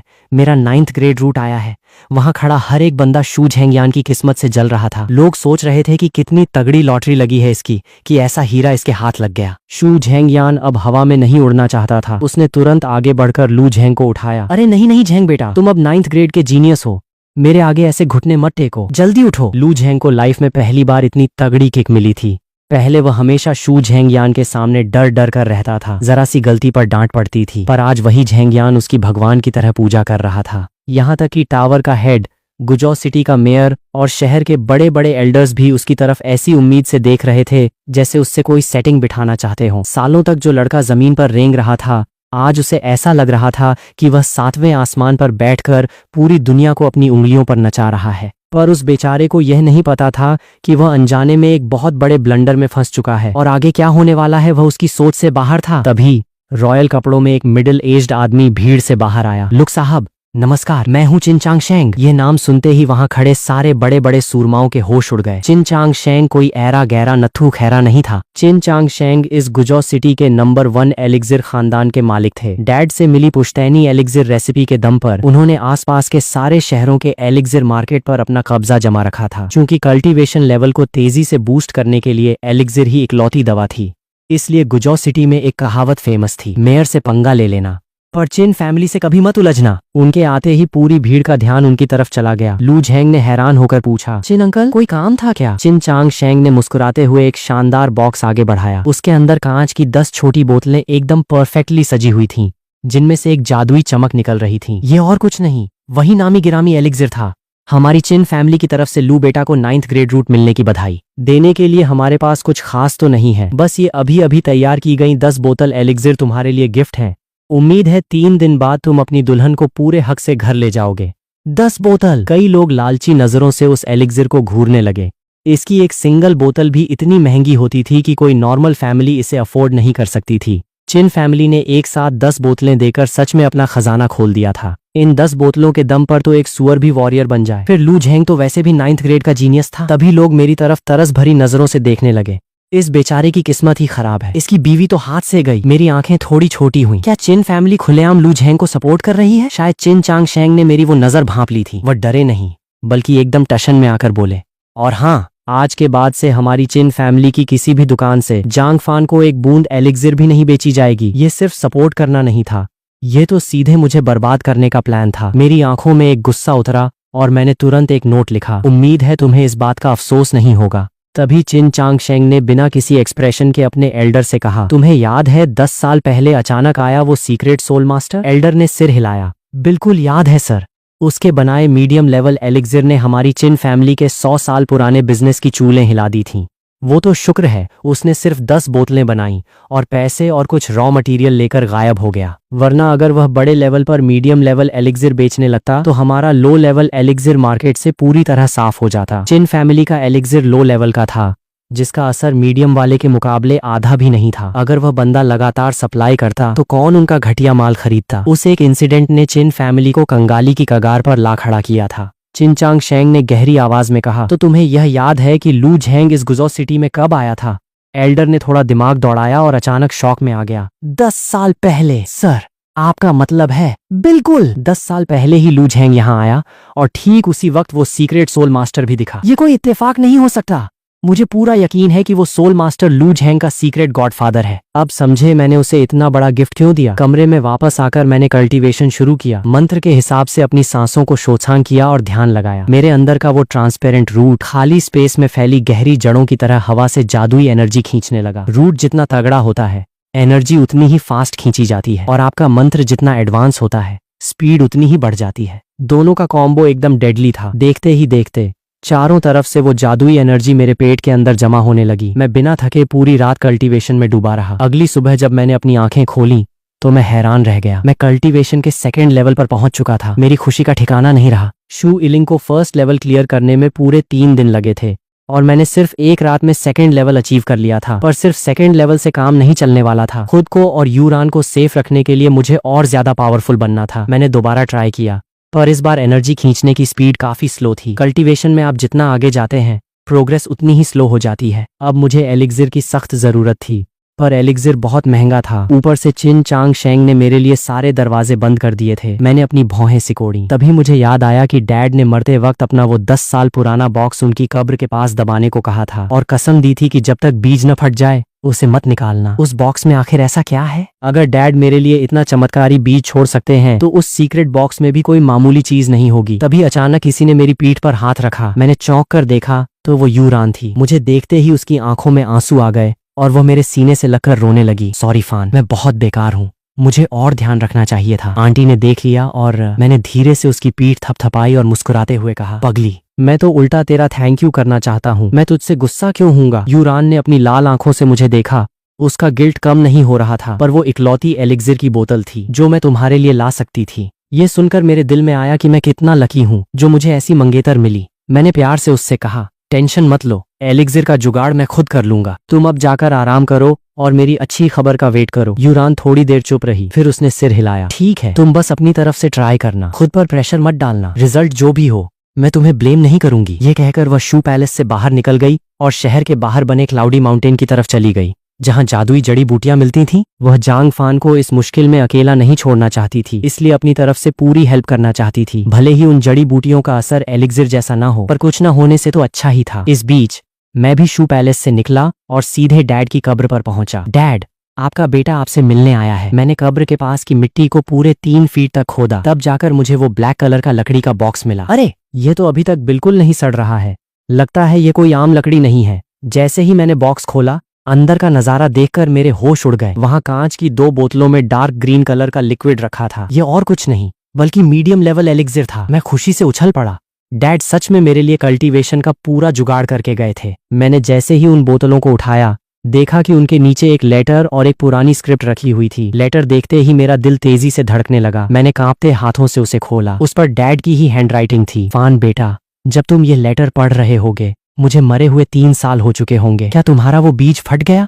क्या तुम्हारी शादी शू इलिंग से हो गई? क्या तुम एकदम फिट हो? आज तुम कैसे दिखते होगे? डैड यह सब देखना चाहते थे, पर अफसोस मैं नहीं देख पाया। मुझे उम्मीद है तुमने मेरी कसम पूरी होने के बाद ही यह बॉक्स खोला होगा, क्योंकि बीज फटने के बाद ही ये चीजें तुम्हारे काम आएंगी। ये 2 बोतल मीडियम लेवल एलिक्सिर तुम्हारे लेवल को बूस्ट करने के लिए हैं, पर सबसे जरूरी चीज इसके नीचे रखी वो स्क्रिप्ट है। डैड का टैलेंट बहुत नॉर्मल था। पूरी लाइफ मेहनत करके भी मैं सिर्फ एक 2 स्टार सोल मास्टर बन पाया। उम्मीद है मेरा बेटा मुझसे आगे बढ़कर एक महान सोल मास्टर बनेगा और अपना हक खुद छीनेगा। लास्ट में ये बॉक्स तुम्हारी मॉम तुम्हारे लिए छोड़ गई थी। उन्होंने कहा था कि जब तुम 5 स्टार सोल मास्टर बन जाओगे तब तुम इस बॉक्स का सीक्रेट लॉकर खोल पाओगे। उसे न खोल पाना मेरी लाइफ का सबसे बड़ा रिग्रेट था। अगर किसी दिन तुम उसे खोल लो तो मुझे याद से बता देना कि उसके अंदर क्या था। ऑल द बेस्ट बेटा, लाइफ में बहुत से अप्स एंड डाउन्स आएंगे, पर कभी हार मत मानना, ओके? चिन फैमिली के हर जनरेशन के हेड को एक पुश्तैनी खजाना मिलता था, एक ऐसा मैजिकल टूल जो कुछ देर के लिए उनकी सोल पावर को बढ़ा देता था। उसे यूज करके उनका लेवल एक सोल अप्रेंटिस के बराबर हो जाता था। बस इसी एक टूल के दम पर चिन फैमिली इस शहर की इतनी बड़ी पावर बनी बैठी थी। पर जब मैंने उस स्क्रिप्ट को देखा तो पहले तो कुछ समझ नहीं आया। उसे लगातार देखने से मेरा सिर चकराने लगा। उस पर लिखा था, Tai soul scripture part 1 by 8 star soul master Xiao Yao Dajun. इसे सिर्फ वही पढ़ सकता था जिसकी सोल पावर बहुत स्ट्रांग हो। एक आम इंसान अगर इसे देखेगा तो उसका सिर फटने लगेगा या उसकी आत्मा ही खत्म हो जाएगी। सो संभल कर कल्टीवेशन करें। तब मुझे समझ आया कि इसे आंखों से नहीं बल्कि अपनी सोल की पावर से पढ़ना है। यह रियलाइज होते ही मैं बेहद खुश हुआ और आगे बढ़ता गया, जब तक कि मेरे सिर में दर्द शुरू नहीं हो गया। दर्द बढ़ते ही मैंने उसे बंद कर दिया। मैं तुरंत कब्र के सामने पालथी मारकर बैठ गया और जो कुछ पढ़ा था उसे अपने अंदर उतारने लगा। जैसे मैंने पहले वाले मंत्र को आसानी से समझ लिया था, वैसे ही इसे भी मैंने कुछ ही घंटों में पूरा डाइजेस्ट कर लिया। सामने रखी 2 बोतलों में से मैंने एक बोतल एलिक्सिर पी लिया और दूसरी अपनी जेब में रख ली। जैसे ही वह हाई पावर एलिक्सिर मेरी बॉडी में गया, उसमें से भयंकर एनर्जी रिलीज होने लगी। मैंने तुरंत कल्टीवेशन शुरू किया और उस एनर्जी को सोख लिया। थोड़ी ही देर में मेरी बॉडी में एक झटका लगा और मैं कल्टीवेशन के 3rd लेवल पर पहुंच गया। भाई साहब, मीडियम लेवल एलिक्सिर का इतना तगड़ा असर है तो हाई लेवल या गॉड लेवल वाले का क्या सीन होगा। मैंने डैड की कब्र के आगे हाथ जोड़े और वापस शहर की तरफ चल दिया। पर मैं शू पैलेस नहीं गया। मैं सीधे एक सुनसान सी दुकान पर पहुंचा जिसका नाम था ट्रेजर हाउस। ये ट्रेजर हाउस गुजो सिटी के 2nd नंबर वाले एलिक्सिर खानदान यानी चेन फैमिली की दुकान थी। चेन फैमिली के पास चिन फैमिली जैसा कोई जादुई टूल नहीं था जो उनकी सोल पावर बढ़ा सके, इसलिए वो बहुत बेसिक सी दवाइयां बनाते थे और उनका बिजनेस एकदम ठप पड़ा था। वहां जाने से पहले मैंने एक बड़ा सा ब्लैक हुडी पहन लिया था और चेहरे पर मास्क लगा लिया था। जैसे ही मैं दुकान में घुसा, काउंटर पर बैठा मैनेजर एकदम आलसी टोन में बोला, हाँ भाई क्या चाहिए। मैंने बिना कुछ बोले जेब से वो मीडियम लेवल एलिक्सिर निकाला और काउंटर पर रख दिया। एक्सचेंज करना है। मैनेजर ने अजीब नजरों से उस बोतल को देखा, पर जैसे ही उसने लिक्विड को ध्यान से चेक किया वह अपनी सीट से उछल पड़ा। ये कहीं मीडियम लेवल एलिक्सिर तो नहीं है? पूरे 10 साल हो गए, आज जाकर दोबारा इसे देख रहा हूँ। उसकी आवाज कांप रही थी और वह मुझे एकदम वीआईपी वाली इज्जत देने लगा। अरे ओए, खड़े क्या हो, सर के लिए चाय लाओ, एकदम कड़क वाली। ये सुनकर मैं भी अंदर से चौंक गया। 10 साल पहले? यानी वो डैड का ही बनाया हुआ एलिक्सिर था। चाय की जरूरत नहीं है, मुझे इसके बदले कुछ रॉ मटेरियल्स चाहिए। आपकी दुकान इसके बदले कितना माल दे सकती है? मैंने काउंटर पर रखे पेन से उन मटेरियल्स के नाम लिख दिए। ये तो एलिक्सिर बनाने का मटेरियल है। मैनेजर अब और ज्यादा एक्साइटेड हो गया। उसकी टोन में एक अलग ही डर और इज्जत आ गई थी और वो अनजाने में मेरे सामने झुकने लगा था। सर, क्या आप कोई सोल मास्टर हैं? क्योंकि पूरे गुजो सिटी में चिन चांग शेंग के अलावा किसी और को इन मटेरियल्स की जरूरत नहीं पड़ती थी, अनलेस कि वो खुद एक सोल मास्टर हो जो नया माल तैयार कर रहा हो। मैंने अपनी आवाज को थोड़ा भारी और कड़क किया। क्या तुम्हें यह जानना जरूरी है? वह एकदम डर गया और हाथ जोड़कर बोला, माफ करना सर, मेरी जुबान फिसल गई। अगर सामने खड़ा बंदा सच में एक सोल मास्टर था तो उसकी 10 जानें भी कम पड़ जाती। फालतू बातें छोड़ो, ये बताओ कितना माल मिलेगा। मैनेजर ने तुरंत कैलकुलेट किया। मार्केट रेट के हिसाब से एक मीडियम लेवल एलिक्सिर 10,000 चांदी के सिक्कों का है और एलिक्सिर का मटेरियल 1,000 का एक पैकेट आता है, तो इस हिसाब से आपको 10 पैकेट मिल सकते हैं। तभी मैनेजर की आंखों में एक चमक आई और वह हाथ मलते हुए बोला, पर सर, अगर आप आगे भी अपना एलिक्सिर हमारी दुकान को ही बेचें तो मैं अपनी तरफ से आपको 11 पैकेट दे सकता हूँ। मैंने थोड़ा सोचा और कहा, डील पक्की। मैनेजर खुश हो गया और तुरंत 11 पैकेट लाकर मेरे सामने रख दिए। सर, आपसे एक बात शेयर करनी थी। कल इस गुजो सिटी के एलिक्सिर खानदानों का एक बड़ा कंपटीशन है। अगर आपके पास कोई एक्स्ट्रा एलिक्सिर हो तो क्या आप उसे हमारी चेन फैमिली की तरफ से वहां शोकेस कर सकते हैं, ताकि हमारी चेन फैमिली की भी थोड़ी कॉलर ऊंची हो सके। उसकी तरस भरी शक्ल देखकर मैंने थोड़ा सा सिर हिलाया। ट्राई करूंगा, यह कहकर मैं तुरंत ट्रेजर हाउस से बाहर निकल आया। जब मुझे श्योर हो गया कि कोई मेरा पीछा नहीं कर रहा तो मैंने एक सुनसान गली में जाकर अपना हुडी और मास्क उतारा और एक नॉर्मल लड़के की तरह सड़क पर आ गया। अभी मैं कुछ ही कदम चला था कि तभी एक जानी पहचानी कमीनी हंसी सुनाई दी। अरे देखो, यहाँ कौन घूम रहा है। लू झेंग पूरे टशन में घोड़े पर बैठा था और उसके बगल में चिन चांग शेंग चल रहा था। मुझे देखते ही दोनों ने अपने घोड़े की रस्सी खींची और रुक गए। लू झेंग ने पास में बने ट्रेजर हाउस को देखा और हंसते हुए बोला, चिन अंकल, कुछ लोग दिन में भी सपने देखते हैं, यहाँ घटिया एलिक्सिर ढूंढने आए हैं क्या? चिन चांग शेंग ने मुझे एक हिकारत भरी नजर से देखा और ठंडे लहजे में बोला, इस गुजो सिटी में हमारी चिन फैमिली के अलावा कहीं भी एलिक्सिर नहीं मिलने वाला। तुम इस कबाड़ दुकान में एलिक्सिर ढूंढ रहे हो, रास्ता भटक गए हो भाई। इनसे भीख मांगने से अच्छा है कि लू साहब के आगे हाथ जोड़ लो। लू झेंग ने कमीनी मुस्कान के साथ कहा, अरे मुझसे एलिक्सिर मांगने से अच्छा है कि मुझसे यह भीख मांगे कि मैं इसकी मंगेतर को छोड़ दूं। हाँ हाँ हाँ, ये कहकर उसने घोड़े को चाबुक मारा और आगे निकल गया। चिन चांग शेंग ने मुझे एक लास्ट वार्निंग दी, एलिक्सिर का सपना देखना छोड़ दो। जब तक चिन चांग शेंग जिंदा है तुम्हें लाइफ में एलिक्सिर की एक बूंद भी नसीब नहीं होगी। यह कहकर वह भी लू झेंग के पीछे भाग गया। मैंने बस अपने कंधे उचकाए। साले, तुम्हारा वो घटिया लो लेवल एलिक्सिर तो कुत्ते भी ना सूंघे। पर मुझे ये नहीं पता था कि मेरे जाने के कुछ ही देर बाद उस ट्रेजर हाउस में एक लड़की आई थी। मैनेजर उसके आगे हाथ जोड़कर कांपते हुए खड़ा था। मैम, जो कुछ हुआ वो मैंने आपको बता दिया। वो चेन सिलिंग थी, चेन फैमिली की बड़ी बेटी। वो एकदम टॉल और बेहद खूबसूरत थी, पर उसकी आंखों में एक अजीब सा तीखापन था। उसने सीरियस होकर पूछा, क्या तुमने उसका पीछा करके उसकी पहचान जानने की कोशिश की? मैनेजर ने तुरंत मना किया, नहीं मैम, वो एक सोल मास्टर थे। अगर मैं उनके पीछे किसी को भेजता और उन्हें पता चल जाता तो हमारी चेन फैमिली का नामो निशान मिट जाता। तब जाकर चेन सिलिंग को थोड़ा सुकून मिला।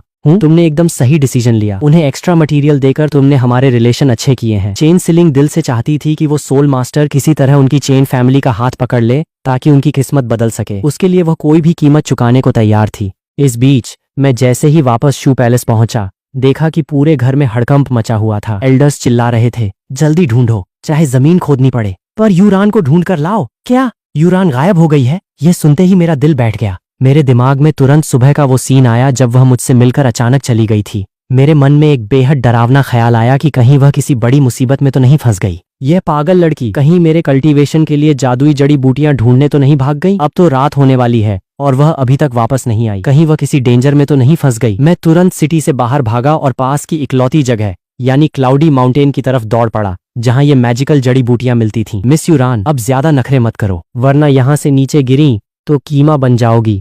कितना नुकसान होगा। एक गहरी खाई के किनारे छाती पर चमकीले चमगादड़ का लोगो लगाए 3 गुंडे खड़े थे। वो खाई के नीचे देख रहे थे जहां यूरान ने एक पतली सी जंगली बेल को दोनों हाथों से कसकर पकड़ रखा था। काफी देर से बेल पकड़ने की वजह से उसकी हथेलियों से खून बह रहा था। पूरी ताकत खत्म होने की वजह से उसका चेहरा सफेद पड़ चुका था और उसकी बॉडी बुरी तरह कांप रही थी। और उसके ठीक नीचे थी बिना एंड वाली डरावनी गहरी खाई। जल्दी ऊपर आ जाओ, हमारा तुमसे कोई पर्सनल झगड़ा नहीं है। हम तो बस तुम्हें किडनैप करके लू झेंग से अपना जुए का पुराना कर्ज वसूलना चाहते हैं। हम प्रॉमिस करते हैं कि तुम्हें खरोंच तक नहीं आएगी। वो बोल तो शरीफों वाले वर्ड रहे थे पर उनकी भूखी आंखें यूरान की खूबसूरत बॉडी को ऊपर से नीचे तक ऐसे स्कैन कर रही थीं कि अगर वो उनके हाथ आ गई तो उसके साथ क्या गंदा सीन होने वाला था ये कोई भी समझ सकता था। यूरान ने दर्द में अपने दांत भींचे और चिल्लाई, सपने देखना छोड़ दो, साली को ऊपर खींचो। मुझे नहीं लगता कि इसमें इतनी हिम्मत है कि ये हाथ छोड़कर सुसाइड कर। लेफ्टिनेंट, यूरान की आंखों से आंसू बह निकले। उसने मन में कहा, सॉरी फान, इस जन्म में हमारा साथ यहीं तक था, अगले जन्म में मैं तुम्हारी वाइफ बनूंगी। तभी मैंने आगे बढ़कर उन गुंडों पर अटैक किया। वो संभल पाते इससे पहले ही मैंने उन्हें यमराज के पास भेज दिया। आखिरी गुंडे ने मरते मरते मुझे धमकी दी, तुम्हारी इतनी हिम्मत, हमारे ब्लड बैट पैलेस के बंदों को मारा है, तू तो अब गया बेटे। फान, यूरान ने कांपती आवाज में मुझे पुकारा। मैंने उसे खींचकर खाई से बाहर निकाला और कसकर गले से लगा लिया। बड़ी मुश्किल से तुम मुझे मिली हो। यहाँ माउंटेन पर जड़ी बूटियां तो लाखों हैं पर मेरी यूरान सिर्फ एक है। आज के बाद मेरे लिए ऐसा डेंजरस रिस्क मत लेना। अगर तुम्हें कुछ हो जाता तो मेरा क्या होता? ये सुनते ही यूरान के चेहरे पर एक प्यारी सी स्माइल आ गई और उसे अंदर से बहुत अच्छा लगा। क्या मैं फान के लिए सच में इतनी इंपॉर्टेंट हूँ? वह शांति से मेरी चौड़ी छाती से टिक गई। इतने घंटों से जो उसकी सांसें अटकी हुई थीं वो अब नॉर्मल हुई और भयंकर थकावट की वजह से वह मेरी बाहों में ही गहरी नींद में सो गई। मैं उसे जगाना नहीं चाहता था इसलिए उसे गोद में लिए रखा। तभी मेरी नजर जमीन पर पड़ी उन ब्लड बैट पैलेस के गुंडों की डेड बॉडीज पर गई। मैंने थोड़ा दिमाग दौड़ाया और उनके कपड़े चेक किए। तभी मुझे एक गुंडे की जेब से एक चमकीला मेटल का टोकन मिला जिसे देखकर मैं खुश हो गया। अरे, ये तो ब्लड बैट पैलेस का सीक्रेट टोकन है। मुझे याद आया कि सिटी के मेयर ने इन गुंडों पर भारी इनाम रखा था। जो भी ब्लड बैट पैलेस के एक गुंडे को मारेगा उसे मेयर के पर्सनल मैजिकल पूल में एक बार कल्टीवेशन करने का वीआईपी चांस मिलेगा।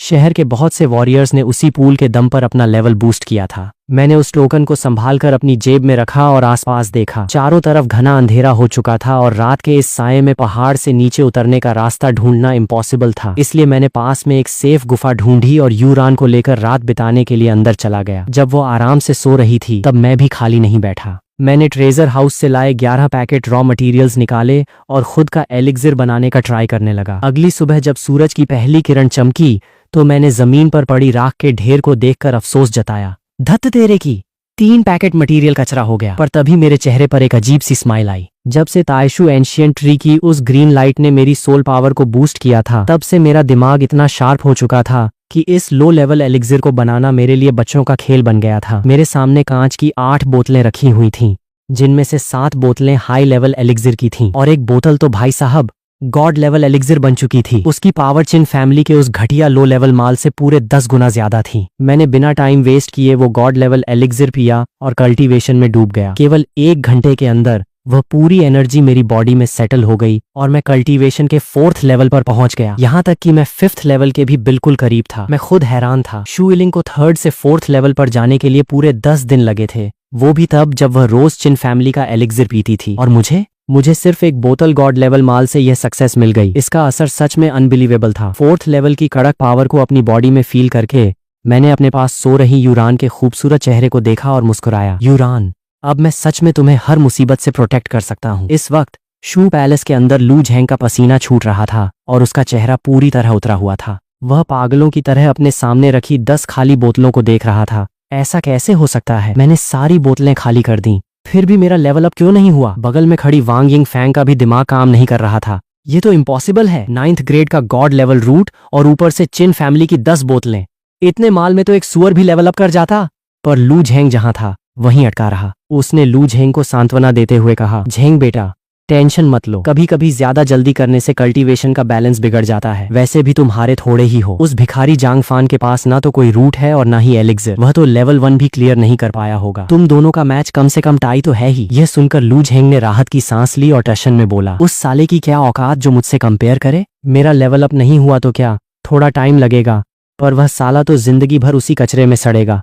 चलिए चाची, चलते हैं मेन हॉल में। तभी मैं और यूरान सुबह की ताजी धूप के बीच शू पैलेस पहुंचे।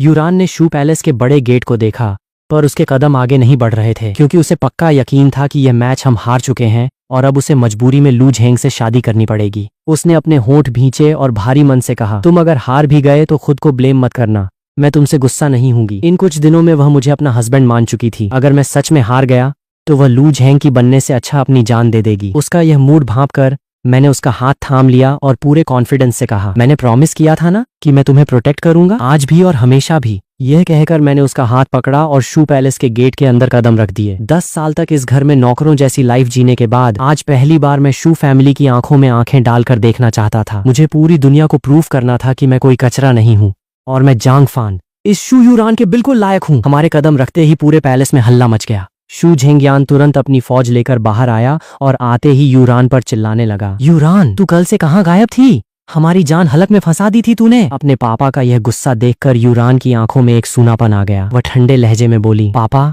आपको मेरी फिक्र थी या इस बात का डर था कि लू झेंग की विश पूरी नहीं होगी और आपकी फैमिली का वो बड़ा सपोर्ट हाथ से निकल जाएगा? अगर सेकंड वाली बात है तो चिल मारिए। शू फैमिली में मेरा होना या ना होना बराबर है। आपके पास इलिंग सिस्टर है ही। शू झेंगयान का गुस्सा हवा हो गया।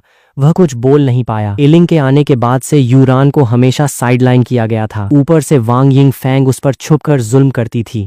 यह बात सबको पता थी। उसने बात संभालते हुए कहा, चलो आ गई तो ठीक है। तभी उसकी नजर मेरे और यूरान के जुड़े हुए हाथों पर गई। उसकी भौहें सिकुड़ गईं। जांग फान, इन 3 दिनों में तुम्हारा कल्टीवेशन कैसा रहा? मैंने शांति से पेपर पर 2 वर्ड लिखे, ठीक ठाक। शू झेंगयान सोच में पड़ गया। ठीक ठाक? क्या बिना रूट के भी इस लड़के ने कुछ अचीव कर लिया? पर फिर उसने सोचा कि जब 9th ग्रेड वाले लू झेंग का 3 दिन में कुछ नहीं हुआ तो जांग फान की क्या बिसात। मेरे पीछे आओ। थोड़ी ही देर में सब लोग शू फैमिली के मेन हॉल में इकट्ठा हो गए। खानदान के छोटे बड़े 50 लोग वहां मौजूद थे। शू फैमिली की कई यंग लड़कियां सज धज कर लू झेंग के आसपास मंडरा रही थीं और उस पर लाइन मारने का ट्राई कर रही थीं ताकि उसका थोड़ा सा अटेंशन मिल सके। शू इलिंग भी चेहरे पर एक प्यारी सी स्माइल लिए लू झेंग से हंस हंस कर बातें कर रही थीं। पर जैसे ही मैं हॉल के अंदर आया, इलिंग के चेहरे की हंसी गायब हो गई। वह चिढ़कर बोली, मुझे तो लगा था तू डरकर शहर छोड़कर भाग गया। बाकी लोग भी मेरी तरफ देखकर लू झेंग से मेरी तुलना करने लगे और मेरा मजाक उड़ाने लगे। समझ नहीं आता इस साले में इतना ओवर कॉन्फिडेंस कहाँ से आता है जो लू भाई से टक्कर ले रहा है। शू फैमिली के टुकड़ों पर 10 साल तक पलने के बाद भी इसे अपनी औकात और हैसियत समझ नहीं आई। अगर मैं इसकी जगह होता तो बिना मैच के ही यूरान का हाथ लू भाई को सौंप देता। कम से कम सरेआम बेइज्जती तो ना होती। मेरा चेहरा एकदम सपाट था। इन 10 सालों में मैंने इतने ताने सुने थे कि अब मेरा दिल पत्थर हो चुका था। मैंने बिना टाइम वेस्ट किए हॉल के सेंटर में खड़े होकर पेपर पर लिखा, मैच कब स्टार्ट करना है। मेरे इस कड़क एटीट्यूड और कॉन्फिडेंस को देखकर वहां खड़े लोगों के चेहरे का रंग थोड़ा बदल गया। शू इलिंग की आंखें भी थोड़ी हैरान हुईं। वह मुझे ऊपर से नीचे तक देखने लगी। आज के जांग फान में एक अलग ही टशन था, एक ऐसा कॉन्फिडेंस जो सीधे उसकी हड्डियों से निकल रहा था। क्या इसे सच में लगता है कि यह जीत जाएगा? पर यह इम्पॉसिबल है। लू झेंग की चमचागिरी करने वाली लड़कियां अपनी आंखें मटकाते हुए बोली, इसका टशन तो देखो भाई, कोई बाहर का बंदा देखेगा तो सोचेगा कि 9th ग्रेड रूट इसका आया है। अरे डूबते को तिनके का सहारा। बेचारा अपनी बीवी को हारने वाला है तो लास्ट बार अपनी बची कुची इज्जत बचा रहा है। मैं तो बस इसे फुट फुट कर रोते हुए देखना चाहती हूँ। हा हा हा। तभी वांग यिंग फैंग आगे आई और बोली, जांग फान, तुम्हें इस मैच की शर्त तो याद है ना? अगर तुम्हारा लेवल लू झेंग से कम निकला तो यूरान की शादी लू झेंग से कर दी जाएगी। मैंने उसे एक ठंडी नजर से देखा और पेपर पर लिखा, और अगर लू झेंग हार गया तो अपनी इस चालाकी को संभाल कर रखना और अपने इस भतीजे को समझा देना कि लंगूर कभी अंगूर के सपने न देखे। वांग यिंग फैंग ने पैर पटका। अगर झेंग बेटा हारा तो वह खुद मुंह दिखाने लायक नहीं रहेगा और शादी की बात कभी नहीं करेगा। पर अगर तुम हारे तो इसी वक्त अपना बोरिया बिस्तर समेटना और इस पैलेस से दफा हो जाना। हमारी शू फैमिली अब तुम्हारा कोई एहसान नहीं ढोने वाली। मैंने झटके से पेन घुमाया। डन, तो फिर हो जाए फैसला। वांग यिंग फैंग के अंदर गुस्सा उबल रहा था। झेंग बेटा दिखाओ अपना जलवा। लू झेंग पूरे घमंड के साथ हॉल के सेंटर में आया। उसके चेहरे पर मेरे लिए साफ नफरत और हिकारत दिख रही थी। एक 9th ग्रेड के जीनियस के साथ मैच खेलने का मौका मिल रहा है तुझे। तेरे खानदान वाले अगर ऊपर से देख रहे होंगे तो उनकी भी छाती चौड़ी हो गई होगी। उसने एक कमीनी स्माइल दी और अपने दोनों पंच हवा में तेजी से चलाए। फटाफट हवा में जैसे पटाखों के फूटने की आवाज हुई। कल्टीवेशन के 5th लेवल की फुल पावर की वजह से वहां की हवा पूरी तरह कांप उठी। ये देखते ही शू यिलिंग का चेहरा उतर गया। लेवल अप नहीं हुआ? ये कैसे हो सकता है? चिन फैमिली की 10 बोतलों के बाद तो मेरे जैसा 6 ग्रेड वाला भी लेवल अप कर जाता। बाकी लोग भी एक दूसरे का मुंह देखने लगे। ये रिजल्ट सच में सबके लिए शॉक जैसा था। 9th ग्रेड का रूट उम्मीद के मुताबिक उतना कड़क परफॉर्म नहीं कर पाया था। हॉल में एक अजीब सा सन्नाटा छा गया। वांग यिंगफैंग ने तुरंत सिचुएशन को संभाला। कल्टीवेशन का रास्ता बहुत मुश्किल होता है दोस्तों। सिर्फ 3 दिनों में 5th लेवल को पूरी तरह परफेक्ट कर लेना भी अपने आप में एक बहुत बड़ी अचीवमेंट है। बाकी लोगों को भी ये थोड़ा अजीब लगा, पर उन्होंने ज्यादा दिमाग नहीं दौड़ाया। लू झेंग की चमचियां तुरंत उसकी तारीफों के पुल बांधने लगीं। दादी बिल्कुल सही कह रही हैं, किसी और के बस की तो ये बात ही नहीं थी, वो तो वहीं अटका रहता। हाँ और नहीं तो क्या, वैसे भी इस टैलेंट का मुकाबला वो बिना रूट वाला कचरा तो कभी नहीं कर सकता। 5th लेवल को परफेक्ट करना ही अपने आप में गॉड लेवल बात है। ये सुनते ही लू झेंग ने अपनी छाती फुलाई और घमंड से मुस्कुराया। क्यों जांगफान, कैसा लगा? भले ही मेरा लेवल अप नहीं हुआ, पर मैंने अपनी पावर को और सॉलिड कर लिया है। तुम यह मैच हार चुके हो। उसकी आंखें यूरान को देखकर चमकने लगीं और उसके गंदे दिमाग में कई तरह के सीन चलने लगे। मैंने पेन उठाया और एक स्माइल के साथ पेपर पर लिखा 9th ग्रेड का गॉड लेवल रूट, ऊपर से चिन फैमिली का फुल सपोर्ट और टोटल परफॉर्मेंस बस इतनी सी। आसमान में उड़ने वाले असली ड्रैगन की तुलना जमीन पर रेंगने वाले कीड़े से करने की तुम्हारी हिम्मत कैसे हुई? वांग यिंगफैंग ने गुस्से में मेज थपथपाते हुए चिल्लाया। असली ड्रैगन? मैंने मन ही मन हंसते हुए पेपर पर लिखा और फिर अपनी मुट्ठी को हवा में पूरी ताकत से लहराया। मेरी मुट्ठी से एक बेहद प्योर और कड़क जादुई एनर्जी रिलीज हुई, जिसने हॉल में मौजूद हर एक इंसान की आंखें फटी की फटी छोड़ दी। कल्टीवेशन का 1st लेवल। फान, तुमने लेवल क्लियर कर लिया? यूरान ने अविश्वास में अपने मुंह पर हाथ रख लिया और खुशी से चीख पड़ी। शू यिमिंग की आंखें शौक से फैल गईं।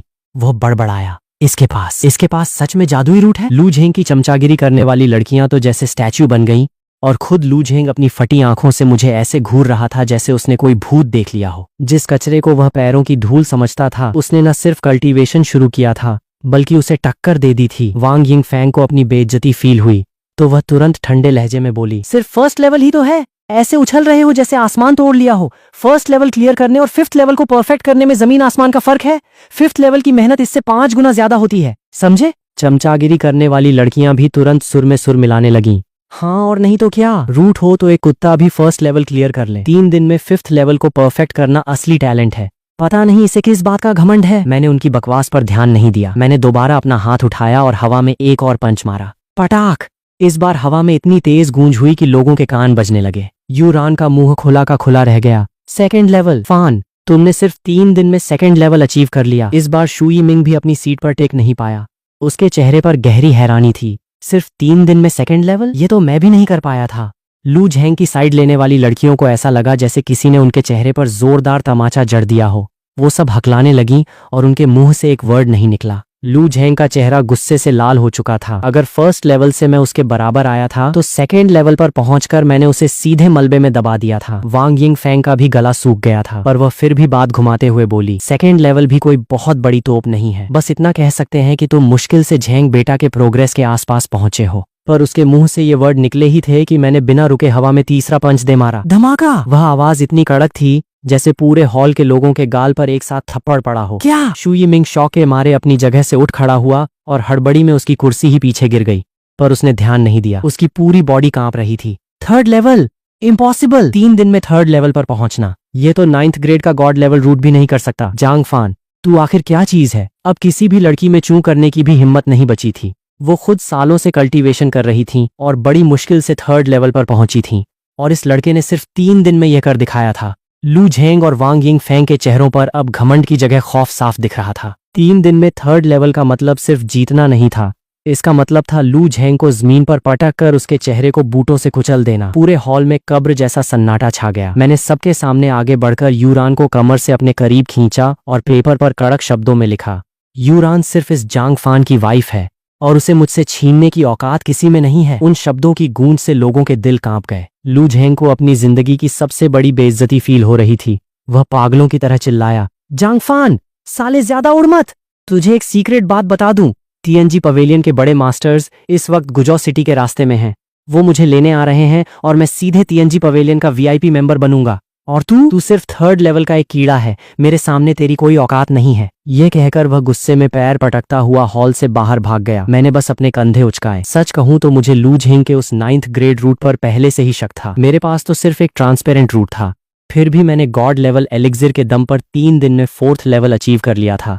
हालांकि मैंने इन्हें सिर्फ 3rd लेवल ही दिखाया था। तो ऐसा कैसे हो सकता है कि 9th ग्रेड का रूट होने के बाद भी लू झेंग एक लेवल भी अप ना कर पाए? जब टीएनजी पवेलियन के मास्टर्स आकर उसका टेस्ट लेंगे तब दूध का दूध और पानी का पानी खुद हो जाएगा। वांग यिंग फेंग की इज्जत का आज सरेआम कचरा हो चुका था। जिस भतीजे पर वह इतना उछल रही थी उसे एक कचरे ने धूल चटा दी थी। उसने मुझे नफरत से घूरते हुए कहा, ठीक है जांग फान, तुम्हारे पास रूट आ गया तो तुम खुद को शहंशाह समझने लगे। सुनो, पहले तुम अनाथ थे, इसलिए मैंने सोचा था कि शादी में तुमसे कोई शगुन या दहेज नहीं लूंगी। पर अब जब तुम इतने कैपेबल बन ही गए हो तो ठीक 10 दिन बाद मुझे एक आलीशान और महंगा शगुन तैयार मिलना चाहिए। अगर तुम वह इंतजाम नहीं कर पाए तो मुझसे बुरा कोई नहीं होगा। मैं यूरान की शादी किसी और से कर दूंगी। यह कहकर वह भी गुस्से में पैर पटकती हुई निकल गई। यूरान की खुशी पल भर में गायब हो गई और उसके चेहरे पर फिर से टेंशन की लकीरें आ गईं। वान, मेरे पास जो थोड़े बहुत चांदी के सिक्के हैं वो इसके लिए बहुत कम है। दादी जानबूझकर तुम्हें फंसा रही हैं। तुम कितना भी ले जाओगे वह कोई ना कोई कमी निकाल कर रिजेक्ट कर देंगी। अगर ये कुछ दिन पहले की बात होती तो शायद मैं भी परेशान हो जाता, पर अब नहीं, क्योंकि अब मैं कोई नॉर्मल इंसान नहीं बल्कि एक सोल मास्टर बन चुका था। एक ऐसा सोल मास्टर जो महंगी से महंगी दवाइयां और एलिक्सिर चुटकियों में बना सकता था। मुझे तुरंत याद आया कि मैंने कल ट्रेजर हाउस के मैनेजर से वादा किया था कि मैं सिटी के एलिक्सिर कंपटीशन में आऊंगा। मेरे पास कल रात के बने 7 हाई लेवल एलिक्सिर पहले से ही थे जिन्हें बेचकर अच्छा खासा पैसा कमाया जा सकता था। मैंने पेपर पर लिखकर यूरान को समझाया, यूरान, मैं कल्टीवेशन के लिए बाहर जा रहा हूँ, तुम अब बिना वजह पैलेस से बाहर मत जाना, समझे? यूरान ने एक आज्ञाकारी वाइफ की तरह सिर हिलाया। आप जाइए, मैं अब आपके लिए कोई मुसीबत खड़ी नहीं करूंगी। उसने मेरे जाते हुए बैकग्राउंड को देखा। उसकी आंखों में मेरे लिए एक अलग ही रिस्पेक्ट और प्यार था। जिस लड़की के पास ऐसा मेहनती और केयरिंग हस्बैंड हो उसका फ्यूचर कभी खराब कैसे हो सकता था? इस वक्त सिटी के मेयर के पैलेस के सामने का नजारा देखने लायक था। आज पूरे शहर के एलिक्सिर खानदानों का महा कंपटीशन और एग्जीबिशन था। छोटे बड़े सारे एलिक्सिर मेकर्स वहां अपना बेस्ट माल डिस्प्ले करने आए थे। शहर के लोकल वॉरियर्स से लेकर बाहर से आए बड़े बड़े बिजनेसमैन भी इस भीड़ में शामिल थे जो बेस्ट क्वालिटी की दवाइयां थोक के भाव खरीदने के लिए घूम रहे थे। छोटे खानदानों के लिए खुद को फेमस करने का यह गोल्डन चांस था, तो चिन फैमिली जैसे बड़े प्लेयर्स के लिए यह अपनी बादशाहत बनाए रखने का चैलेंज था। चिन चांग शेंग अपनी चिन फैमिली के बड़े और आलीशान स्टॉल पर खड़ा पूरे टशन में अपनी सबसे ज्यादा बिकने वाली लो लेवल एलिक्सिर की तारीफें कर रहा था। उसके स्टॉल के सामने लोगों की ऐसी भीड़ थी जैसे चींटियों का पहाड़ हो। इसके ठीक अपोजिट चेन फैमिली का स्टॉल उतना ही बड़ा था, पर वहां एक कुत्ता भी नहीं फटक रहा था। एकदम सन्नाटा पसरा हुआ था। इस भयंकर डिफरेंस को देखकर चेन सिलिंग का दिल बैठ रहा था। वह धीरे से बुदबुदाई, क्या वो सीक्रेट सोल मास्टर सच में आएंगे? बगल में खड़ा मैनेजर भी टेंशन में हाथ मल रहा था। मैम, सोल मास्टर्स का मिजाज बहुत अजीब होता है। वो अपनी मर्जी के मालिक होते हैं। उनका आना या ना आना उनके मूड पर डिपेंड करता है। अंदर से वह भी डरा हुआ था। अगर वो सोल मास्टर आज आ जाते तो उनके मीडियम लेवल एलिक्सिर के दम पर चेन फैमिली आज पूरी लाइमलाइट लूट लेती। पर अगर वह नहीं आए तो आज का पूरा शो चेन फैमिली के नाम हो जाता और अगले 1 साल तक चेन फैमिली को दाने दाने के लिए तरसना पड़ता। ऊपर से उन्हें एक और डरावनी खबर मिली थी जिसने उनकी रातों की नींद उड़ा रखी थी। चिन फैमिली के पास जो पुश्तैनी मैजिकल टूल था उसकी पावर अचानक बढ़ गई थी, जिसके दम पर चिन चांग शेंग ने एक बोतल मीडियम लेवल एलिक्सिर बनाने में कामयाबी हासिल कर ली थी। भले ही उनका सक्सेस रेट सिर्फ 1% था, पर मार्केट में यह खबर फैलते ही तहलका मचने वाला था। अब चेन फैमिली के बचने का इकलौता रास्ता यही था कि वो किसी भी तरह उस सीक्रेट सोल मास्टर के पैर पकड़ लें। तभी मैं उन दोनों स्टॉल्स के बीच में आकर खड़ा हो गया। मैंने चिन चांग शेंग को देखा जो बड़ी बड़ी हाँकते हुए अपने लो लेवल माल की मार्केटिंग कर रहा था। चिन चांग शेंग की नजर भी मुझ पर पड़ी। उसके चेहरे पर एक कमीनी मुस्कान आई और वो भीड़ की तरफ देखकर चिल्लाया, अरे भाइयों और बहनों, जरा नीचे खड़े इस लड़के को देखिए। यह है जांग फान, शू फैमिली का होने वाला दामाद। इस बेवकूफ ने हमारे होने वाले दामाद यानी गॉड लेवल जीनियस लू झेंग साहब से मैच खेलने की जुर्रत की थी। मैंने इसके लिए चिन फैमिली की सारी दुकानों से एलिक्सिर बैन कर दिया था, तो यह साला पागल होकर दवा ढूंढने चेन फैमिली के ट्रेजर हाउस में भीख मांगने गया था, पर वहां से भी इसे दुत्कार कर भगा दिया गया। अब जरा टाइम कैलकुलेट कीजिए, ये मैच हार चुका होगा और शू फैमिली ने इसे लात मारकर बाहर निकाल दिया होगा। सिर्फ एक बोतल एलिक्सिर ना मिलने की वजह से इस साले ने अपनी खूबसूरत बीवी गंवा दी। क्या आप लोग भी ऐसा ही हश्र चाहते हैं? बिल्कुल नहीं ना। तो बिना देर किए हमारा चिन फैमिली का एलिक्सिर अभी के अभी खरीदिए, वरना जब स्टॉक खत्म हो जाएगा या आपका बैन लग जाएगा तो रोते रह जाओगे। इस कड़क और डरावनी एडवर्टाइजमेंट का ऐसा असर हुआ कि वहां खड़े वॉरियर्स पागलों की तरह चिन फैमिली के काउंटर पर टूट पड़े। देखते ही देखते उनकी सैकड़ों बोतलें बिक गईं। चिन चांग शेंग की बाँछें खिल गईं। वो हंसते हुए मेरी तरफ देखकर बोला, जांग बाबू, तुम तो हमारे लिए बड़े लकी साबित हुए। कितना बढ़िया विज्ञापन बन गए। एक काम करो, तुम हमारी चिन छु चिन फैमिली की दुकान पर नौकरी कर लो। रोज बस गेट पर खड़े होकर अपनी बीवी गंवाने की दर्द भरी कहानी सुनाना, हमारे बिजनेस की सेल डबल हो जाएगी। हा हा हा। मैंने उसकी बकवास का कोई जवाब नहीं दिया और चुपचाप मुड़कर एक सुनसान गली में चला गया।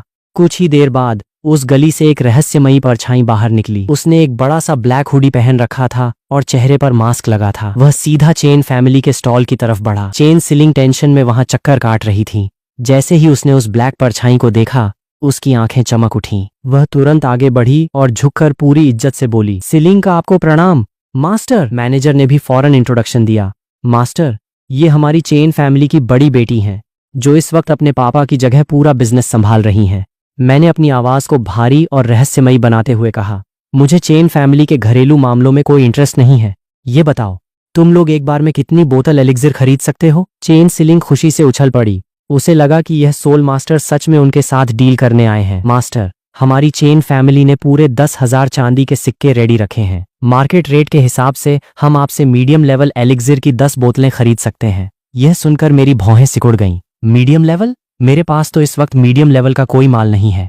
मेरे पास तो सिर्फ हाई लेवल वाला माल है। मेरे साइलेंस को देखकर चेन सिलिंग को लगा कि शायद पैसे कम हैं और मैं नाराज हो गया हूँ। वो हड़बड़ाकर बोली, मास्टर प्लीज गलत मत समझिएगा। हम आपको एक बोतल का पूरा 1000 सिक्का दे रहे हैं, जो कि बिल्कुल सही दाम है। असल में सामने वाली चिन फैमिली ने भी मीडियम लेवल माल बना लिया है, तो आने वाले टाइम में जब दोनों परिवारों में जंग होगी तो रेट्स गिरेंगे ही। हम तो खुद अपनी जेब से नुकसान सहकर यह डील कर रहे हैं ताकि हमारा नाम हो सके। मैंने ठंडे लहजे में कहा, मैं मीडियम लेवल का माल नहीं बेचता। चेन सिलिंग सोच में पड़ गई। उसने शक भरी नजरों से मैनेजर को देखा कि क्या तुमने मास्टर से बात ठीक से नहीं की थी? अगर यह मीडियम नहीं बेच रहे तो क्या लो लेवल माल बेचने आए हैं? लो लेवल माल से हमारी चेन फैमिली का नाम दोबारा कैसे उठेगा? मैनेजर का भी पसीना छूटने लगा और उसे समझ नहीं आया कि क्या बोले। तभी मैंने अपनी जेब से कांच की एक बोतल निकाली और काउंटर पर रख दी। मैं सिर्फ यह माल बेचता हूँ। जैसे ही चेन सिलिंग और मैनेजर की नजर उस बोतल के अंदर चमकते डार्क ग्रीन लिक्विड पर पड़ी, दोनों के पैरों तले जमीन खिसक गई। यह तो हाई लेवल एलिक्सिर है। हाई लेवल एलिक्सिर बनाने के लिए कम से कम एक 2 स्टार सोल मास्टर होना जरूरी था और पूरे किंगयून सेक्ट के इलाके में सिर्फ एक ही ऐसा 2 स्टार सोल मास्टर था। उनके सामने इस वक्त कौन सा गॉड लेवल का महान इंसान खड़ा था, यह सोचकर ही उनके रोंगटे खड़े हो गए। मैनेजर के मुंह से चीख निकल गई, मास्टर आप ये माल हमें बेचना चाहते हैं? मैंने पलटकर पूछा, क्यों, तुम लोग नहीं खरीदना चाहते क्या? नहीं, बिल्कुल खरीदेंगे मास्टर। मैनेजर ने पागलों की तरह सिर हिलाया। ये तो हाई लेवल माल है। सिर्फ हमारी गुजो सिटी में ही नहीं, बल्कि आसपास के किसी भी शहर में आज तक ऐसा गॉड लेवल माल कभी नहीं देखा गया। अगर ये हमारे पास आ गया तो हमारी चेन फैमिली रातों रात चिन फैमिली को कुचलकर नंबर 1 बन जाएगी। उनके उस मीडियम लेवल माल की औकात इसके सामने पानी कम चाय जैसी है। पर तभी मैनेजर के चेहरे पर थोड़ी टेंशन दिखी। पर मास्टर, आप इसे कितने में बेचेंगे? हाई लेवल माल की कीमत आसमान छूती थी। उसने सुना था कि किसी बहुत दूर के बड़े शहर में ऐसी एक बोतल पूरे 50,000 सिक्कों में बिकी थी। अगर मैंने बहुत ज्यादा पैसे मांग लिए तो चेन फैमिली कंगाल हो जाती। मैंने शांति से कहा, सिर्फ 1000 सिक्का पर बोतल? क्या? चेन सिलिंग की आंखों में एक पल के लिए शक आ गया। मास्टर, मार्केट में तो मीडियम लेवल का रेट भी 1000 सिक्का है, फिर आप? उसे लगा कि इस सस्ते दाम के पीछे मेरा कोई छुपा हुआ बड़ा मकसद है। मैंने सीधे पॉइंट की बात की, मेरा सिर्फ एक ही रूल है, मुझे चिन फैमिली पूरी तरह बर्बाद चाहिए। क्या तुम लोग यह कर सकते हो? सुनते ही चेन सिलिंग का सारा शक दूर हो गया और वह अंदर ही अंदर हंसने लगी। तो यह बात है, चिन फैमिली के अक्ल के दुश्मनों ने जाने अनजाने में एक 2 स्टार सोल मास्टर से पंगा ले लिया है। अब उनका खात्मा तय है। उसने तुरंत छाती ठोककर कहा, मास्टर, अगर आप इसी रेट पर हमें लगातार ये हाई लेवल माल सप्लाई करते रहे तो चिन फैमिली को रास्ते पर लाने में हमें कुछ दिन भी नहीं लगेंगे। मैंने सामने खड़े चिन चांग शेंग को देखा, जो अभी भी हवा में तीर मार रहा था। मैंने कहा, ठीक है, मुझे रॉ मटेरियल्स की सप्लाई देते रहो, मैं अभी के अभी तुम्हारे लिए थोक के भाव हाई लेवल एलिक्सिर तैयार करता हूँ। चेन सिलिंग ने बिना एक सेकंड गंवाए अपने बंदों को मटेरियल और एक सीक्रेट वीआईपी रूम रेडी करने का आदेश दे दिया। दोपहर होते होते एग्जीबिशन में भीड़ अपने चरम पर पहुंच चुकी थी। पैर रखने की भी जगह नहीं थी। तभी चिन चांग शेंग ने एक जोरदार ठहाका लगाया और माइक पर चिल्लाया, देवियों और सज्जनों, आज हमारी चिन फैमिली आपको एक ऐसी खुशखबरी देने जा रही है जिसे सुनकर आपके होश उड़ जाएंगे। हमारी चिन फैमिली ने बड़ी मेहनत के बाद आखिरकार मीडियम लेवल एलिक्सिर तैयार कर लिया है और इसकी कीमत होगी सिर्फ 13,000 चांदी के सिक्के। ये सुनते ही पूरी भीड़ में जैसे भूचाल आ गया। भले ही कीमत नॉर्मल से थोड़ी ज्यादा थी, पर मीडियम लेवल का माल मार्केट में मिलता कहाँ था। जो पहले खरीदेगा उसका कल्टीवेशन रॉकेट की तरह उड़ेगा। लोग पागलों की तरह पैसे लेकर चिन फैमिली के स्टॉल पर धावा बोल दिए। चिन चांग शेंग हंसते हंसते लोटपोट हो रहा था। जब से लू झेंग का हाथ पकड़ा है, हमारी किस्मत ही बदल गई है। तभी चेन फैमिली के स्टॉल से एक सुरीली और कड़क आवाज गूंजी, दोस्तों, हमारी चेन फैमिली भी आज आपके सामने एक बड़ा धमाका करने जा रही है। सबने मुड़कर देखा। चेन सिलिंग के हाथों में एक शानदार चांदी की थाली थी जिसके ऊपर एक लाल रंग का मखमली कपड़ा ढका हुआ था। चिन चांग शेंग ने दूर से देखा और अपनी भौहें सिकोड़ी। यह लड़की क्या नौटंकी कर रही है? पर मुझसे टक्कर लेने के लिए माल में दम होना चाहिए, सिर्फ लाल कपड़े से काम नहीं चलता। चेन सिलिंग ने बिना कोई सस्पेंस रखे सीधे उस लाल कपड़े को झटके से हटा दिया। आज से हमारी चेन फैमिली इस पूरे शहर में पहली बार हाई लेवल एलिक्सिर की सेल शुरू करने जा रही है। जैसे ही वो चमकीली बोतल धूप में चमकी, पूरी भीड़ का कलेजा मुंह को आ गया। हाई लेवल एलिक्सिर, भाई साहब, सच में हाई लेवल माल है। इसकी सिर्फ एक बोतल का असर लो लेवल वाली 5 बोतलों के बराबर होता है। ये तो वो टॉप क्वालिटी की दवा है जो किंगयून सेक्ट के मेन शिष्यों को कल्टीवेशन के लिए मिलती है। हमारी गुजो सिटी में यह बिकने आई है। चेन फैमिली तो सच में इतिहास रचने वाली है। पूरे मैदान में ऐसा शोर मचा कि आसमान गूंज उठा। चिन चांग शेंग की आंखों के आगे अंधेरा छा गया। उसके हाथ पैर कांपने लगे। चेन फैमिली के पास हाई लेवल एलिक्सिर कहां से आया? ये तो उस मीडियम लेवल माल से भी 1000 गुना ज्यादा खतरनाक है जो 10 साल पहले आया था। अपने स्टॉल से ग्राहकों को चेन फैमिली की तरफ भागते देख वह पूरी तरह बौखला गया और गले के पूरे एम्पलीफायर ऑन करके चिल्लाया, सब लोग रुकिए, भावुक मत होइए। एक हाई लेवल एलिक्सिर की कीमत कम से कम 50,000 चांदी के सिक्के होती है। क्या आप लोगों की जेब में इतने पैसे हैं जो वहां दौड़ रहे हो? इस बात ने कई जोश में आए वॉरियर्स के कदमों को रोक दिया। वो थोड़े झेंप गए। बात तो सही थी। हाई लेवल माल कितना भी चमत्कारी हो, आम इंसान की हैसियत से बाहर था। उनके लिए चिन फैमिली का लो लेवल या मीडियम लेवल ही औकात के अंदर था। पर तभी चेन सिलिंग के होठों पर एक तीखी मुस्कान आई। उसने ऊंची आवाज में अनाउंस किया, चेन फैमिली पर सालों से भरोसा जताने वाले हमारे प्यारे कस्टमर्स के लिए हम एक बम्पर ऑफर का ऐलान करते हैं। अगले 1 महीने तक इस हाई लेवल एलिक्सिर की कीमत होगी सिर्फ 12,000 चांदी के सिक्के। क्या हाई लेवल माल सिर्फ 12,000 में? अरे भाई, चिन फैमिली का वो घटिया मीडियम लेवल माल 13,000 का है और यहाँ उससे 10 गुना बेहतर माल 12,000 में मिल रहा है। जो चिन फैमिली से खरीदेगा उससे बड़ा गधा कोई नहीं होगा। मुझे 2 बोतलें दो, मुझे भी चाहिए। चिन मालिक सुनो, अभी जो मैंने तुमसे लो लेवल माल खरीदा था वो मुझे नहीं चाहिए। मेरे पैसे वापस करो, रिफंड करो, जल्दी रिफंड करो। भीड़ में मानो ब्लास्ट हो गया। एक तरफ लोग चेन फैमिली के काउंटर पर टूट पड़े और 10-10 हजार के नोट फेंकने लगे, तो दूसरी तरफ चिन फैमिली के स्टॉल पर लोग अपना खरीदा हुआ माल वापस करके रिफंड मांगने के लिए दंगा करने लगे। ये भयंकर हंगामा दोपहर से लेकर सीधे शाम तक चलता रहा। सूरज ढलने तक चिन चांग शेंग के स्टॉल पर वापस लौटाए गए लो लेवल एलिक्सिर का पहाड़ लग चुका था। उसकी आंखों में खून उतर आया था। ऐसा कैसे हो सकता है? क्यों? उसे समझ नहीं आ रहा था कि चेन फैमिली को अचानक ये खजाना कहां से मिल गया, और वो भी इतने सस्ते दाम पर, जैसे कोई जानबूझकर चिन फैमिली का गला घोटने आया हो। उसने अपने दांत भींचे और चेन सिलिंग की तरफ देखकर फुसफुसाया, चेन सिलिंग, तू चाहे जिस भी बड़े गॉडफादर के दम पर उछल रही हो, चिन फैमिली को बर्बाद करना इतना आसान नहीं है। मैंने लू झेंग की इतनी मदद की है, अब वक्त आ गया है कि वह अपने पीछे खड़े उस सीक्रेट सोल मास्टर रक्षक को हमारी मदद के लिए मैदान में उतारे। इस बीच चेन फैमिली के स्टॉल के पीछे बने एक सीक्रेट टेंट के अंदर मैंने चाय की एक चुस्की लेकर अपने गले को आराम दिया। पूरे दिन की मेहनत के बाद मैंने टोटल 50 बोतलें हाई लेवल एलिक्सिर की और 10 बोतलें गॉड लेवल एलिक्सिर की तैयार की थीं। गॉड लेवल वाला कड़क माल मैंने खुद के कल्टीवेशन के लिए छुपाकर रख लिया, और वो 50 बोतलें हाई लेवल माल मैंने पूरे 5 लाख चांदी के सिक्कों में चेन फैमिली को सौंप दिया। तभी चेन सिलिंग अपनी मटकती चाल के साथ टेंट के अंदर आई। उसकी बॉडी से एक बहुत ही भीनी और प्यारी खुशबू आ रही थी। उसने पूरे आदर के साथ नोटों का बंडल आगे बढ़ाया। मास्टर, ये रहे आपके 5 लाख के सिल्वर नोट्स। मैंने बिना कोई एक्सप्रेशन दिए उन नोटों को अपनी जेब में रखा और भारी आवाज में कहा, कल मैं हाई लेवल माल का एक और लॉट तैयार करूंगा, तुम लोग चांदी और रॉ मटेरियल्स रेडी रखना। ये कहकर मैं जाने के लिए उठा। मास्टर जरा रुकिए। चेन सिलिंग की आंखों में एक गहरी समझदारी चमक रही थी। इस हाई लेवल माल से हम चिन फैमिली के आधे बिजनेस को तो मलबे में तब्दील कर देंगे, पर उनके पास अभी भी लो लेवल एलिक्सिर का बहुत बड़ा स्टॉक और मार्केट है। वह पूरी तरह खत्म नहीं होंगे, कहीं ना कहीं सांस लेते रहेंगे। मैंने थोड़ा दिमाग दौड़ाया और उसकी बात समझ गया। हाई लेवल माल खरीदने की हैसियत कुछ अमीर वॉरियर्स की ही थी।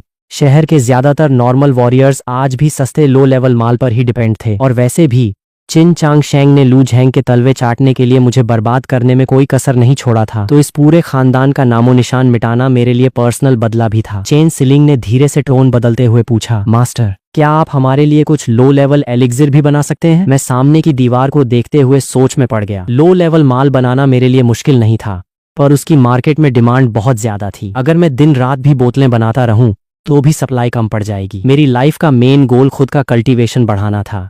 चिन फैमिली जैसे कीड़े मकोड़ों के चक्कर में अपना कीमती टाइम वेस्ट करना घाटे का सौदा था। तो क्या मैं चेन फैमिली के कुछ लड़कों को अपना शागिर्द बना लूं जो मेरे अंडर सिर्फ लो लेवल माल तैयार करें? तभी मुझे फील हुआ कि टेंट का माहौल थोड़ा अजीब हो गया है। असल में जब मैं सामने दीवार की तरफ देखकर गहरी सोच में डूबा हुआ था तो मेरी नजर अनजाने में सीधे चेन सिलिंग के कुर्ते के ऊपर उभरे उसके बेहद अट्रैक्टिव और परफेक्टली राउंड चेस्ट पर टिकी हुई थी। चेन सिलिंग ने बिना कोई आवाज किए बेहद शालीनता से अपने दुपट्टे से अपनी छाती को थोड़ा और कवर किया और शर्माते हुए पूछा, मास्टर, आपका क्या विचार है? मैं तुरंत होश में आया और अपनी नजरें हटाते हुए बोला, ओह सॉरी, मैं असल में यह सोच रहा था कि क्यों ना मैं तुम्हारे यहाँ के कुछ लड़कों को ट्रेन करके सोल मास्टर अप्रेंटिस बना दूं जो सिर्फ लो लेवल माल बनाने का काम संभालें। पर इस काम में जल्दबाजी नहीं की जा सकती। सही बंदों को चुनना ही अपने आप में एक बड़ा सिरदर्द है। जब मुझे फुर्सत मिलेगी तब इस पर तसल्ली से बात करेंगे। मैंने बाहर का अंधेरा देखा और बिना रुके वहां से विदा ली। पर मेरे जाने के बाद चेन सिलिंग का दिल तेजी से धड़कने लगा था। सोल मास्टर अप्रेंटिस बनाना चिन चांग शेंग के पास उनके खानदान का मैजिकल टूल था। तब जाकर वह बड़ी मुश्किल से एक अप्रेंटिस के लेवल पर पहुंच पाया था। अगर चेन फैमिली के पास खुद के सोल मास्टर अप्रेंटिस आ जाते तो उनका खानदान सीधे आसमान की ऊंचाइयों को छू लेता। पर वह मास्टर बात करते करते अचानक इतनी जल्दी क्यों चले गए? और फिर उसने याद किया कि कैसे वह मास्टर कुछ देर पहले उसकी छाती के उभार को बिना पलक झपकाए घूर रहे थे। चेन सिलिंग ने अपने सुर्ख लाल होठों को दांतों तले दबाया और एक हल्की सी आह भरते हुए बुदबुदाई। तो वो मुझे यह इशारा दे रहे थे, सच में इस दुनिया के सारे मर्द एक जैसे ही होते हैं। पोवांग क्रिस्टल बाहर निकालो। जब वो कल हवेली आए मुझे उसका असली चेहरा देखना है। पोवांग क्रिस्टल चेन फैमिली की पुश्तैनी अमानत थी जो किसी भी भेष को बेनकाब कर सकती थी।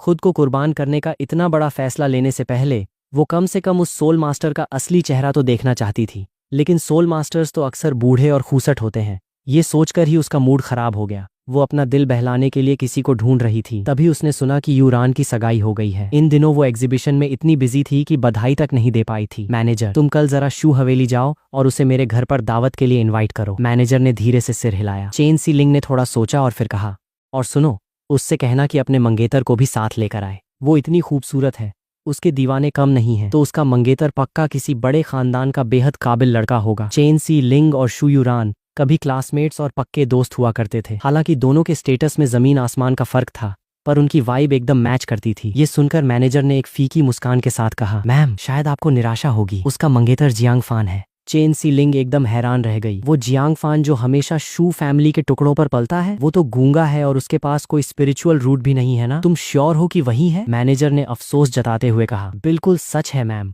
पूरे गुजौ सिटी में ये बात फैल चुकी है। चेन सिलिंग दंग रह गई। शू यूरान पागल हो गई है क्या, जो उससे शादी कर रही है? ये तो वही बात हुई कि भैंस के आगे बीन बजाना, या सीधे कहें तो मूर्ख के हाथ में हीरा। नहीं, मैं उसे ये शादी तोड़ने के लिए पक्का मनाऊंगी। और मुझे जियांग फान को भी समझाना होगा, हाथ पैर सलामत हैं तो लड़कियों के पैसों पर क्यों ऐश करना चाहता है। मैं एग्जीबिशन से निकलकर शू हवेली नहीं गया, बल्कि सीधे सिटी लॉर्ड के ऑफिस के गेट पर पहुंच गया। मैंने वो टोकन निकाला जो मैंने उस ब्लड टैली पैलेस के आदमी की लाश से चुराया था। इस टोकन को देखते ही गार्ड्स का कैप्टन अदब से खड़ा हो गया। इतनी छोटी उम्र में ब्लड टैली पैलेस के बंदे को ढेर कर दिया? भाई, लौंडा तो हीरा निकला। ब्लड टैली पैलेस असल में किंगयून सेक्ट के इलाके में फैला एक खूंखार विलन गैंग था जो लूटपाट और कत्लेआम के लिए बदनाम था। उनके कई ठिकाने थे। किंगयून सेक्ट ने कई बार उन्हें कुचलने की कोशिश की, पर पूरी तरह नामो निशान नहीं मिटा पाए। मजबूरन किंगयून सेक्ट को हर शहर के सिटी लॉर्ड्स को उन्हें मारने की सुपारी यानी इनामी टास्क देने पड़े। लेकिन ब्लड टैली पैलेस के लोगों से पंगा लेने की हिम्मत आम फाइटर्स की नहीं होती थी, इसलिए इस टास्क को पूरा करने वाले ना के बराबर थे। तुम्हारे पास अब डार्क क्लाउड स्पिरिचुअल पूल में एक बार कल्टीवेट करने का चांस है, मेरे पीछे आओ। उसके साथ मैं सिटी लॉर्ड के ऑफिस के एक कोने में पहुंचा। यहाँ पास 2 सीक्रेट रूम्स बने हुए थे। इन कमरों के अंदर भारी मात्रा में स्पिरिचुअल एनर्जी से उबलता हुआ डार्क क्लाउड पूल था। मैं जैसे ही अपने रूम के सामने पहुंचा वहां पहले से ही एक पर्पल कपड़ों वाली लड़की खड़ी थी। पीछे से कदमों की आवाज सुनकर उसने मुड़कर देखा। उसका वो चमकता हुआ बेदाग चेहरा देखकर ऐसा लगा मानो वक्त भी थम गया हो। उसकी वाइब एकदम ठंडी और एटीट्यूड वाली थी, जैसे कोई पेंटिंग से निकलकर आई परी हो। उसने हल्के से मुझ पर नजर डाली और रूखेपन से बोली, लियन की 4th स्टेज का पीक, लेट हो गए? इतना कहकर वो खुद एक सीक्रेट रूम के अंदर कल्टीवेशन के लिए चली गई। मैं सोच में पड़ गया, लेट हो गए? इसका क्या मतलब है? गार्ड्स के कैप्टन ने ठंडी सांस लेते हुए कहा, अरे तुम तो लियन की 4th स्टेज के पीक पर हो, तब तो तुम सच में लेट हो गए। इस डार्क क्लाउड पूल को खुले 3 साल से ज्यादा हो चुके हैं। कई फाइटर्स इसका इस्तेमाल कर चुके हैं, इसलिए पूल की एनर्जी अब पहले जैसी स्ट्रांग नहीं रही। अब सिर्फ 1st या 2nd स्टेज के फाइटर्स ही यहाँ आकर ब्रेक थ्रू कर सकते हैं, क्योंकि लो लेवल फाइटर्स को आगे बढ़ने के लिए बहुत ज्यादा एनर्जी की जरूरत नहीं होती। अब अगर 4th स्टेज से ऊपर वालों को ब्रेक थ्रू करना है तो या तो उनका स्पिरिचुअल रूट अल्टीमेट होना चाहिए या उनके पास कोई हाई लेवल कल्टीवेशन टेक्निक होनी चाहिए। कैप्टन ने मेरे कपड़ों को ऊपर से नीचे देखा। मैं कहीं से भी किसी बड़े खानदान का नहीं लग रहा था जिसके पास कोई तगड़ी टेक्निक हो। उसने मन ही मन आह भरी और कहा, खैर अब आ ही गए हो तो अंदर जाकर ट्राई कर लो, सिर्फ 1 घंटे का टाइम है, जल्दी करो। मैंने धीरे से सिर हिलाया और दूसरे सीक्रेट रूम में घुस गया। कैप्टन बाहर ही इंतजार करने लगा। थोड़ी देर बाद एक रोबीला और कड़क मिजाज का अधेड़ उम्र का आदमी वहां जल्दी जल्दी पहुंचा। ये और कोई नहीं, गुजो सिटी का सबसे पावरफुल फाइटर सिटी लॉर्ड ये जी फेंग था। लियू मैम अंदर चली गई? कैप्टन ने बेहद इज्जत से पूछा। हाँ सिटी लॉर्ड, वो अंदर कल्टीवेट कर रही हैं। ये जी फेंग ने चैन की सांस ली। किंगयून सेक्ट के चीफ की बेटी हैं वो। हम कोई कसर नहीं छोड़ सकते। तुम यहीं रुककर उनके बाहर आने का वेट करो। जैसे ही वो बाहर आए मुझे तुरंत इन्फॉर्म करना। तभी ये जी फेंग की नजर दूसरे रूम पर पड़ी और उसकी त्योरियां चढ़ गईं। अंदर कौन है? कैप्टन ने जवाब दिया, वो एक अनजान लड़का है जिसने ब्लड टैली पैलेस के बंदे को मारा था। ये सुनकर ये जी फेंग भड़क गया। तुम लियू मैम के कल्टीवेशन खत्म करने का वेट नहीं कर सकते थे क्या? कैप्टन हिचकिचाया। तो क्या मैं उसे अभी बाहर बुला लूं? दोनों कमरों को पास पास देखकर ये जी फेंग थोड़ा सोच में पड़ा और बोला, छोड़ो, एक मामूली सा लड़का है, लो लेवल का है, लियू मैम के कल्टीवेशन में क्या ही खलल डालेगा, तुम यहीं पहरा दो। इतना कहकर वो स्वागत की तैयारियां देखने चला गया। इधर मैं दुनिया से बेखबर कल्टीवेशन के गहरे फेज में जा चुका था। मेरा ट्रांसपेरेंट लिंगन स्पिरिचुअल रूट किसी विशाल पेड़ की जड़ों की तरह आसपास की सारी एनर्जी को लालच से सोख रहा था। साथ ही मेरी रॉयल लेवल की हाई टेक्निक किंगफेंग सूत्र भी एक्टिव हो गई, जिसने रूट के सोखने की स्पीड को डबल कर दिया। जब दोनों चीजें एक साथ काम करने लगीं तो असर ऐसा हुआ कि वहां की सारी एनर्जी जैसे मेरे इशारे पर नाचने लगी और मेरी तरफ खींचती चली गई। पड़ोस के कमरे में बैठी पर्पल कपड़ों वाली लड़की अचानक चौंक कर होश में आ गई। एनर्जी का बहाव महसूस करके उसके उस सुंदर चेहरे पर हैरानी के भाव आ गए। ये क्या हो रहा है? मैं तो अपने सेक्ट की सबसे टॉप सीक्रेट टेक्निक यूज कर रही हूँ। मेरा रूट भी 7th ग्रेड का है। कायदे से तो सारी एनर्जी मेरी तरफ आनी चाहिए थी। उसने दोबारा अपनी टेक्निक को तेजी से दौड़ाया ताकि एनर्जी को वापस खींच सके, लेकिन उसके कमरे की बची कुची एनर्जी रुकने के बजाय और तेजी से गायब होने लगी। उसके चेहरे पर खौफ साफ दिखने लगा। क्या इस सामने वाले का स्पिरिचुअल रूट मुझसे भी कहीं ज्यादा ऊपर है? उसने कल्टीवेशन ही छोड़ दिया। वैसे भी ये बची कुची एनर्जी उसके लेवल के लिए कुछ खास मायने नहीं रखती थी। वो कमरे से बाहर आई और दरवाजे की झिरी से मेरे कमरे का हाल देखने लगी। उसे साफ महसूस हो रहा था कि स्पिरिचुअल एनर्जी का एक सैलाब अंदर निगला जा रहा है, जैसे अंदर कोई ब्लैक होल बैठा हो जो सब कुछ हड़प रहा है। वो दंग रह गई। क्या ये वही 9th ग्रेड रूट वाला लड़का है जिसका टेस्ट गुजो सिटी में हुआ था? वो टकटकी लगाए सीक्रेट रूम के पत्थर के दरवाजे को देखती रही। उसकी आंखों में एक कंपटीशन की भावना थी। इस बार वो अपने पिता से छुपकर भागकर आई थी, सिर्फ इसलिए क्योंकि वो खुद को इस आसमान की परी समझती थी और देखना चाहती थी कि इस दुनिया को हिलाने वाले 9th ग्रेड रूट में ऐसा क्या खास है। तभी कमरे के अंदर से एक भारी गूंज सुनाई दी। लियन की 5th स्टेज का एक जोरदार झटका बाहर महसूस हुआ। कैप्टन की आंखें फटी की फटी रह गईं। वो बुदबुदाया, भाई साहब, इसने तो ब्रेक थ्रू कर लिया। यहाँ की एनर्जी इतनी कम थी कि सिर्फ लो लेवल फाइटर्स का काम चल सके, पर इस बंदे ने कामयाबी हासिल कर ली। पर्पल कपड़ों वाली लड़की के ठंडे चेहरे पर भी हैरानी का रंग आ गया। उसने अनजाने में मुट्ठियां भींच लीं। वाकई 9th ग्रेड रूट की बात ही अलग है। अगर कोई नॉर्मल 4th स्टेज का पीक फाइटर होता तो इतनी कम एनर्जी में कभी ब्रेक थ्रू नहीं कर पाता। लेकिन ये 9th ग्रेड रूट मुझसे कुछ ज्यादा खास भी नहीं लग रहा। मगर ठीक एक चाय पीने जितने वक्त के बाद कमरे के अंदर से फिर एक हल्का धमाका हुआ। लियन की 6th स्टेज की एक बेहद पावरफुल वेव बाहर निकली जिसने जमीन की धूल तक उड़ा दी। वो लड़की फिर से सन्न रह गई। सिर्फ एक पल में 5th स्टेज से 6th स्टेज पर ब्रेक थ्रू। उसने खुद से पूछा कि क्या वो अपनी पूरी जान लगाकर भी ऐसा कर पाती? जवाब था, कभी नहीं। उसके चेहरे पर एक कड़वाहट आ गई। क्या यही 9th ग्रेड और 7th ग्रेड रूट का असली फासला है? कैप्टन ने भी ठंडी सांस ली। भाई, एक साथ दो स्टेज पार कर गया। हम आम इंसानों के लिए 9th ग्रेड रूट की कल्पना करना भी नामुमकिन है। पर्पल कपड़ों वाली लड़की में अब भी थोड़ी ईगो बची थी। पर अब ये इसका एंड पॉइंट होना चाहिए। 6th से 7th स्टेज के बीच एक गहरी खाई है। मुझे खुद इस खाई को पार करने में पूरे 10 दिन लगे थे। इस पर कैप्टन मन ही मन मुस्कुराया। 10 दिन? वो इसलिए क्योंकि लियू मैम को पूरे किंगयून सेक्ट के सबसे टॉप रिसोर्सेज मिलते थे। आम लोगों को तो इस खाई को पार करने में कई साल या आधी जिंदगी लग जाती है। जैसे जैसे वक्त बीतता गया, कमरे के अंदर सन्नाटा छा गया। ऐसा लगा जैसे उस लड़की की बात सच साबित होने वाली थी। टाइम खत्म होते देख कैप्टन मुझे अलर्ट करने के लिए दरवाजे की तरफ बढ़ा, पर तभी अचानक पहले से भी कहीं ज्यादा भयानक हवा का एक झोंका कमरे से बाहर फटा। कैप्टन का संतुलन बिगड़ गया और वो लड़खड़ा गया। उसने चीखते हुए कहा, लियन की 7th स्टेज, सिर्फ 1 घंटे के अंदर 4th स्टेज के पीक से सीधे 7th स्टेज। वो लड़की अब अपना आपा खो चुकी थी। वो यकीन न कर पाने वाले अंदाज में बड़बड़ाई, नामुमकिन। 9th और 7th ग्रेड में सिर्फ 2 पॉइंट्स का ही तो फर्क है।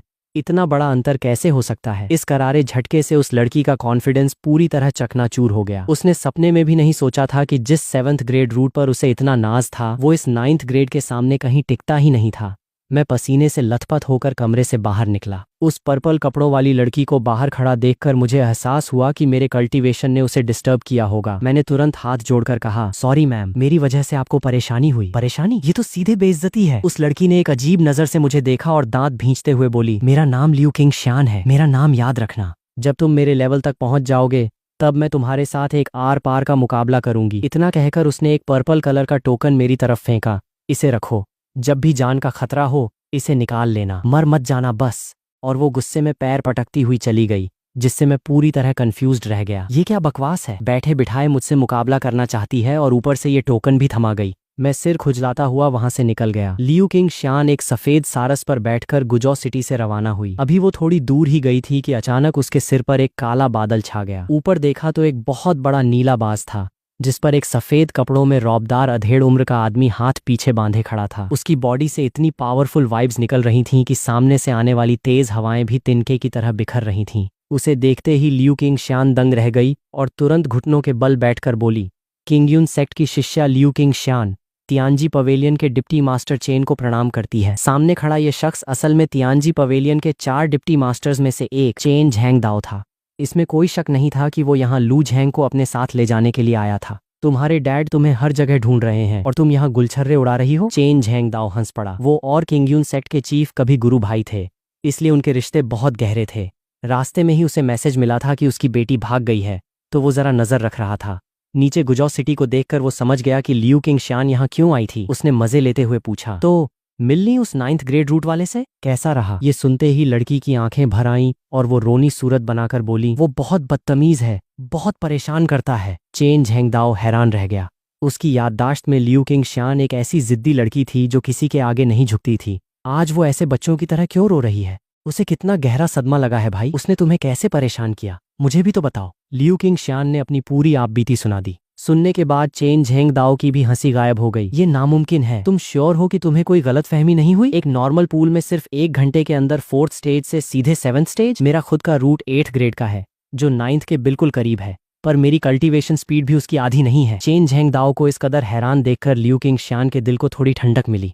चलो, 8th ग्रेड वाले के भी तोते उड़ गए। हाँ, उसने खुश होकर कहा। डिप्टी मास्टर चेन, आप खुद जाकर चेक क्यों नहीं कर लेते? वैसे भी मैंने उसे अपना किंगयून टोकन दे दिया है, पहचानना आसान होगा। चलती हूँ। इतना कहकर उसने हाथ जोड़े और एक मजेदार धुन गुनगुनाती हुई सारस पर बैठकर उड़ गई। पीछे चेन झेंग दाओ हक्का बक्का खड़ा रह गया। क्या 9th और 8th ग्रेड में सच में इतना बड़ा फासला होता है? इधर मैं जैसे ही शू हवेली वापस पहुंचा, मैंने देखा कि घर के नौकर हर तरफ फूलों के गुलदस्ते सजा रहे हैं। टेबल कुर्सियां चमकाई जा रही हैं। यहाँ तक कि खुद फैमिली हेड शू झेंग यान भी काम पर लगा हुआ था।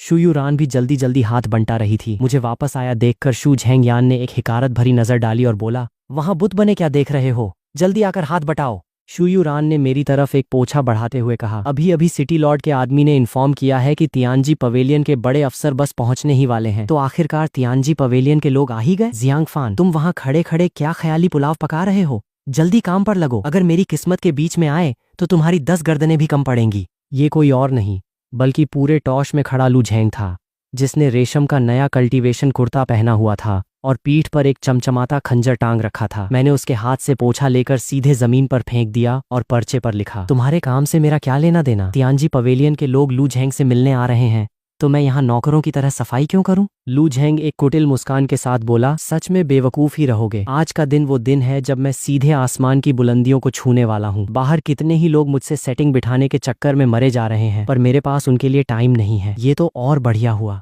तुम्हें मेरी कुर्सियां साफ करने और पोछा लगाने का मौका मिल रहा था, पर तुमने उसकी कद्र नहीं की। उसके बगल में खड़ी वांग यिंगफैंग भी अपनी ही धुन में मगन थी और ताना मारते हुए बोली, बेटा झेंग, इस गूंगे के मुंह क्या लगना। कुछ लोग जिंदगी भर लो लेवल ही रहते हैं। ये सब किस्मत का खेल है, इन्हें कितना भी उठाओ ये नहीं उठ सकते। ये दोनों मिलकर खूब नौटंकी कर रहे थे। तभी खबर मिलते ही किन चांगशेंग वहां पहुंच गया। उसने हाथ जोड़कर मुस्कुराते हुए कहा, शू साहब, बहुत बहुत बधाई हो। ये छोटा सा नजराना मेरी तरफ से स्वीकार कीजिए। उम्मीद है आगे चलकर आप हमारी किन फैमिली का भी थोड़ा ध्यान रखेंगे। किन चांगशेंग के पीछे कुछ हट्टे कट्टे आदमी लो लेवल लियन की लिक्विड के कई बॉक्स उठाकर ला रहे थे, जिसे देखकर शू फैमिली के लोगों की आंखें फटी की फटी रह गईं।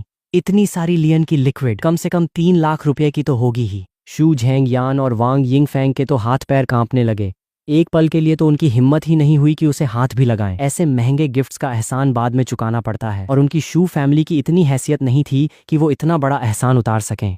लेकिन लू झेंग ने ठहाका लगाया और बिना किसी हिचकिचाहट के सब रखवा लिया। किन साहब, आप बिल्कुल सही टाइम पर आए हैं। आइए आइए, यहाँ जितने भी लोग काम कर रहे हैं सबको एक एक बोतल बांट दो। हाँ, पर उस इंसान को बिल्कुल मत देना जो खुद को बहुत 30 मार्खा समझता है। इसके बाद क्या था, बड़े बुजुर्गों से लेकर घर के नौकरों तक सबको एक एक बोतल मिल गई। वो लियन की लिक्विड जिसे खरीदने की वो आम दिनों में सोच भी नहीं सकते थे। बस मैं ही था जो खाली हाथ खड़ा था। लू झेंग ने टॉश में आकर कहा, जियांगफान, अब हो रहा है ना पछतावा? एक बढ़िया लियन की लिक्विड की बोतल हाथ से निकल गई। तौबा तौबा, बहुत बड़ा नुकसान हो गया भाई तेरा। मैं धीरे से मुस्कुराया और पर्चे पर लिखा, अगर मैं तुम्हारी जगह होता तो तियानजी पवेलियन में एंट्री मिलने से पहले ये गिफ्ट कभी टच भी नहीं करता। मान लो अगर तुम्हारा सिलेक्शन नहीं हुआ तो ये एहसान कैसे चुकाओगे? लू झेंग ने ठिठोली करते हुए कहा, देखो तो सही, ये तो दिन दहाड़े मेरे जैसा बनने के सपने देख रहा है। हा हा हा। किन चांगशेंग तो लू झेंग की चापलूसी में लगा ही हुआ था। वो तुरंत बोला, जियांगफान, मैं देना चाहता हूँ और शू साहब लेना चाहते हैं। तुम्हें बीच में टांग अड़ाने की क्या जरूरत है? मैंने किन चांगशेंग की तरफ देखा और एक शातिर मुस्कान के साथ लिखा, मैं तो बस इसलिए बोल रहा हूँ ताकि किन साहब का सारा पैसा डूब न जाए, बाद में बहुत पछतावा होगा। किन चांगशेंग जोर से हंसा, मुझे पछतावा होगा? मैंने साक्षात 9th ग्रेड रूट वाले का दामन थामा है, मेरे पास पछताने की कोई वजह ही नहीं है। तभी अचानक हवा का एक तेज झोंका आया। एक विशाल नीला बाज धीरे धीरे शू हवेली के ऊपर आकर रुका। एक बेहद कड़क और पावरफुल वाइब वाला शख्स वहां नीचे उतरा। चेन झेंग दाओ के पैर जमीन पर टिकते ही शू झेंग यान की अगुवाई में पूरी शू फैमिली बाहर आ गई और घुटनों के बल बैठकर बोली, तियानजी पवेलियन के बड़े अफसर का स्वागत है। चेन झेंग दाओ ने चेहरे पर मुस्कान लाते हुए धीरे से सिर हिलाया। मैं तियानजी पवेलियन का डिप्टी मास्टर चेन झेंग दाओ हूँ। Deputy master? वहां मौजूद हर एक बंदा सन्न रह गया। सबको लगा था कि कोई मामूली मैनेजर या चेला आएगा, पर यहाँ तो सीधे डिप्टी मास्टर खुद आ गए थे। सब लोग डर के मारे कांप भी रहे थे और हैरान भी थे। साफ था कि तियानजी पवेलियन 9th ग्रेड रूट को उम्मीद से कहीं ज्यादा भाव दे रहा था। तुम में से 9th ग्रेड रूट वाला कौन है? चेन झेंग दाओ ने बिना वक्त गंवाए सीधे पूछा। सबकी निगाहें एक साथ लू झेंग पर जाकर टिक गईं। उन नजरों में जलन के साथ साथ खुशी और न जाने क्या क्या था, जिससे लू झेंग का सीना चौड़ा हो गया। उसने हाथ जोड़कर कहा, जूनियर लू झेंग का डिप्टी मास्टर चेन को प्रणाम। यह सुनते ही चेन झेंग दाओ तुरंत आगे बढ़ा और खुद उसे अपने हाथों से खड़ा किया। वो बार बार सिर हिलाकर तारीफ करने लगा, बहुत बढ़िया, बहुत बढ़िया, लड़का तो एकदम हीरा है। लू झेंग तो फूले नहीं समा रहा था। उसने सपने में भी नहीं सोचा था कि डिप्टी मास्टर इतने फ्रेंडली होंगे। चेन झेंग दाओ ने मुस्कुराते हुए लू झेंग का हाथ थामा। घबराओ मत, देखा जाए तो हम आधे पड़ोसी ही हैं। मेरा जन्म पास के ही बीलियू शहर में हुआ था। 30 साल पहले जब मेरा 8th ग्रेड रूट सामने आया था तो पूरे तियानजी पवेलियन में तहलका मच गया था, और आज 30 साल बाद तुम्हारा 9th ग्रेड रूट आया है जिसने फिर से सबको हिलाकर रख दिया। ये तो हमारा पुराना कनेक्शन है। सबको बात समझ में आई। तो ये चेन झेंग दाओ ही थे जो उस जमाने में बीलियू शहर के बड़े स्टार हुआ करते थे, जिनका 8th ग्रेड रूट निकला था। वो खुद आगे बढ़कर लू झेंग से गेंटी सेटिंग बिठा रहे थे। ये बात वहां खड़े हर बंदे को साफ साफ दिख रही थी। इसका सीधा मतलब था कि लू झेंग जब तियानजी पवेलियन जाएगा तो चेन साहब का हाथ उसके सिर पर होगा। लू झेंग का फ्यूचर एकदम ब्राइट था। किन चांगशेंग ने एक्साइटमेंट में अपनी मुट्ठियां भींच लीं और खुद से बुदबुदाया, मैं तो पहले ही कहता था, मेरी पारखी नजर कभी धोखा नहीं खा सकती। चेन झेंग दाओ और लू झेंग काफी देर तक बातें करते रहे। जब अच्छी खासी जान पहचान हो गई तब वो असली मुद्दे पर आए। जमीन पर घुटने टेके बैठे शू फैमिली के लोगों को देखकर वो बोले, सब खड़े हो जाओ। शू झेंग यान सबसे पहले उठ खड़ा हुआ और इज्जत से बोला, डिप्टी मास्टर चेन, प्लीज अंदर तशरीफ लाइए। सब लोग हॉल की तरफ बढ़े। चेन झैंग दाओ मेन कुर्सी पर बैठते हुए मुस्कुराए। छोटे झैंग, तुम्हारे 9th ग्रेड रूट के जलवे तो मैंने रास्ते में ही सुन लिए थे। सुना है तुमने किंगयून सेक्ट की उस लड़की को भी रुला दिया? लू झैंग थोड़ा ब्लैंक हो गया। किंगयून सेक्ट की लड़की? कौन? तभी चेन झैंग दाओ आगे बोले, क्या मुझे यहाँ लाइव डेमो दिखा सकते हो? जब तुम अपना रूट एक्टिव करते हो तो कैसा नजारा होता है? लू झैंग ने सिर हिलाया और हॉल के बीचों बीच आ गया। तियानजी पवेलियन के बड़े अफसर के सामने खुद को साबित करना था, ये तो उसे पहले से पता था, पर सिर्फ रूट एक्टिव करने से उसके 9th ग्रेड की असली पावर दिखाई नहीं देती। इसलिए उसके दिमाग में एक और धांसू आइडिया आया। डिप्टी मास्टर चेन, क्या डेमो की जगह एक छोटा सा मुकाबला हो सकता है? चेन झैंग दाओ ने हैरान होकर पूछा, तुम किसके साथ मुकाबला करना चाहते हो? लू झैंग ने एक शातिर मुस्कान के साथ सीधे मेरी तरफ उंगली उठाई। जियांग फान, क्या तुम में दोबारा मुझसे भिड़ने का दम है? चेन झैंग दाओ ने अजीब नजरों से मुझे देखा, क्योंकि उसने नोटिस किया कि मैं बोल नहीं सकता और सिर्फ लिखकर जवाब दे रहा हूं। वो चौंक कर बोला, एक गूंगा? लू झैंग ने फौरन बात संभाली। डिप्टी मास्टर चेन, आपको पूरी बात नहीं पता।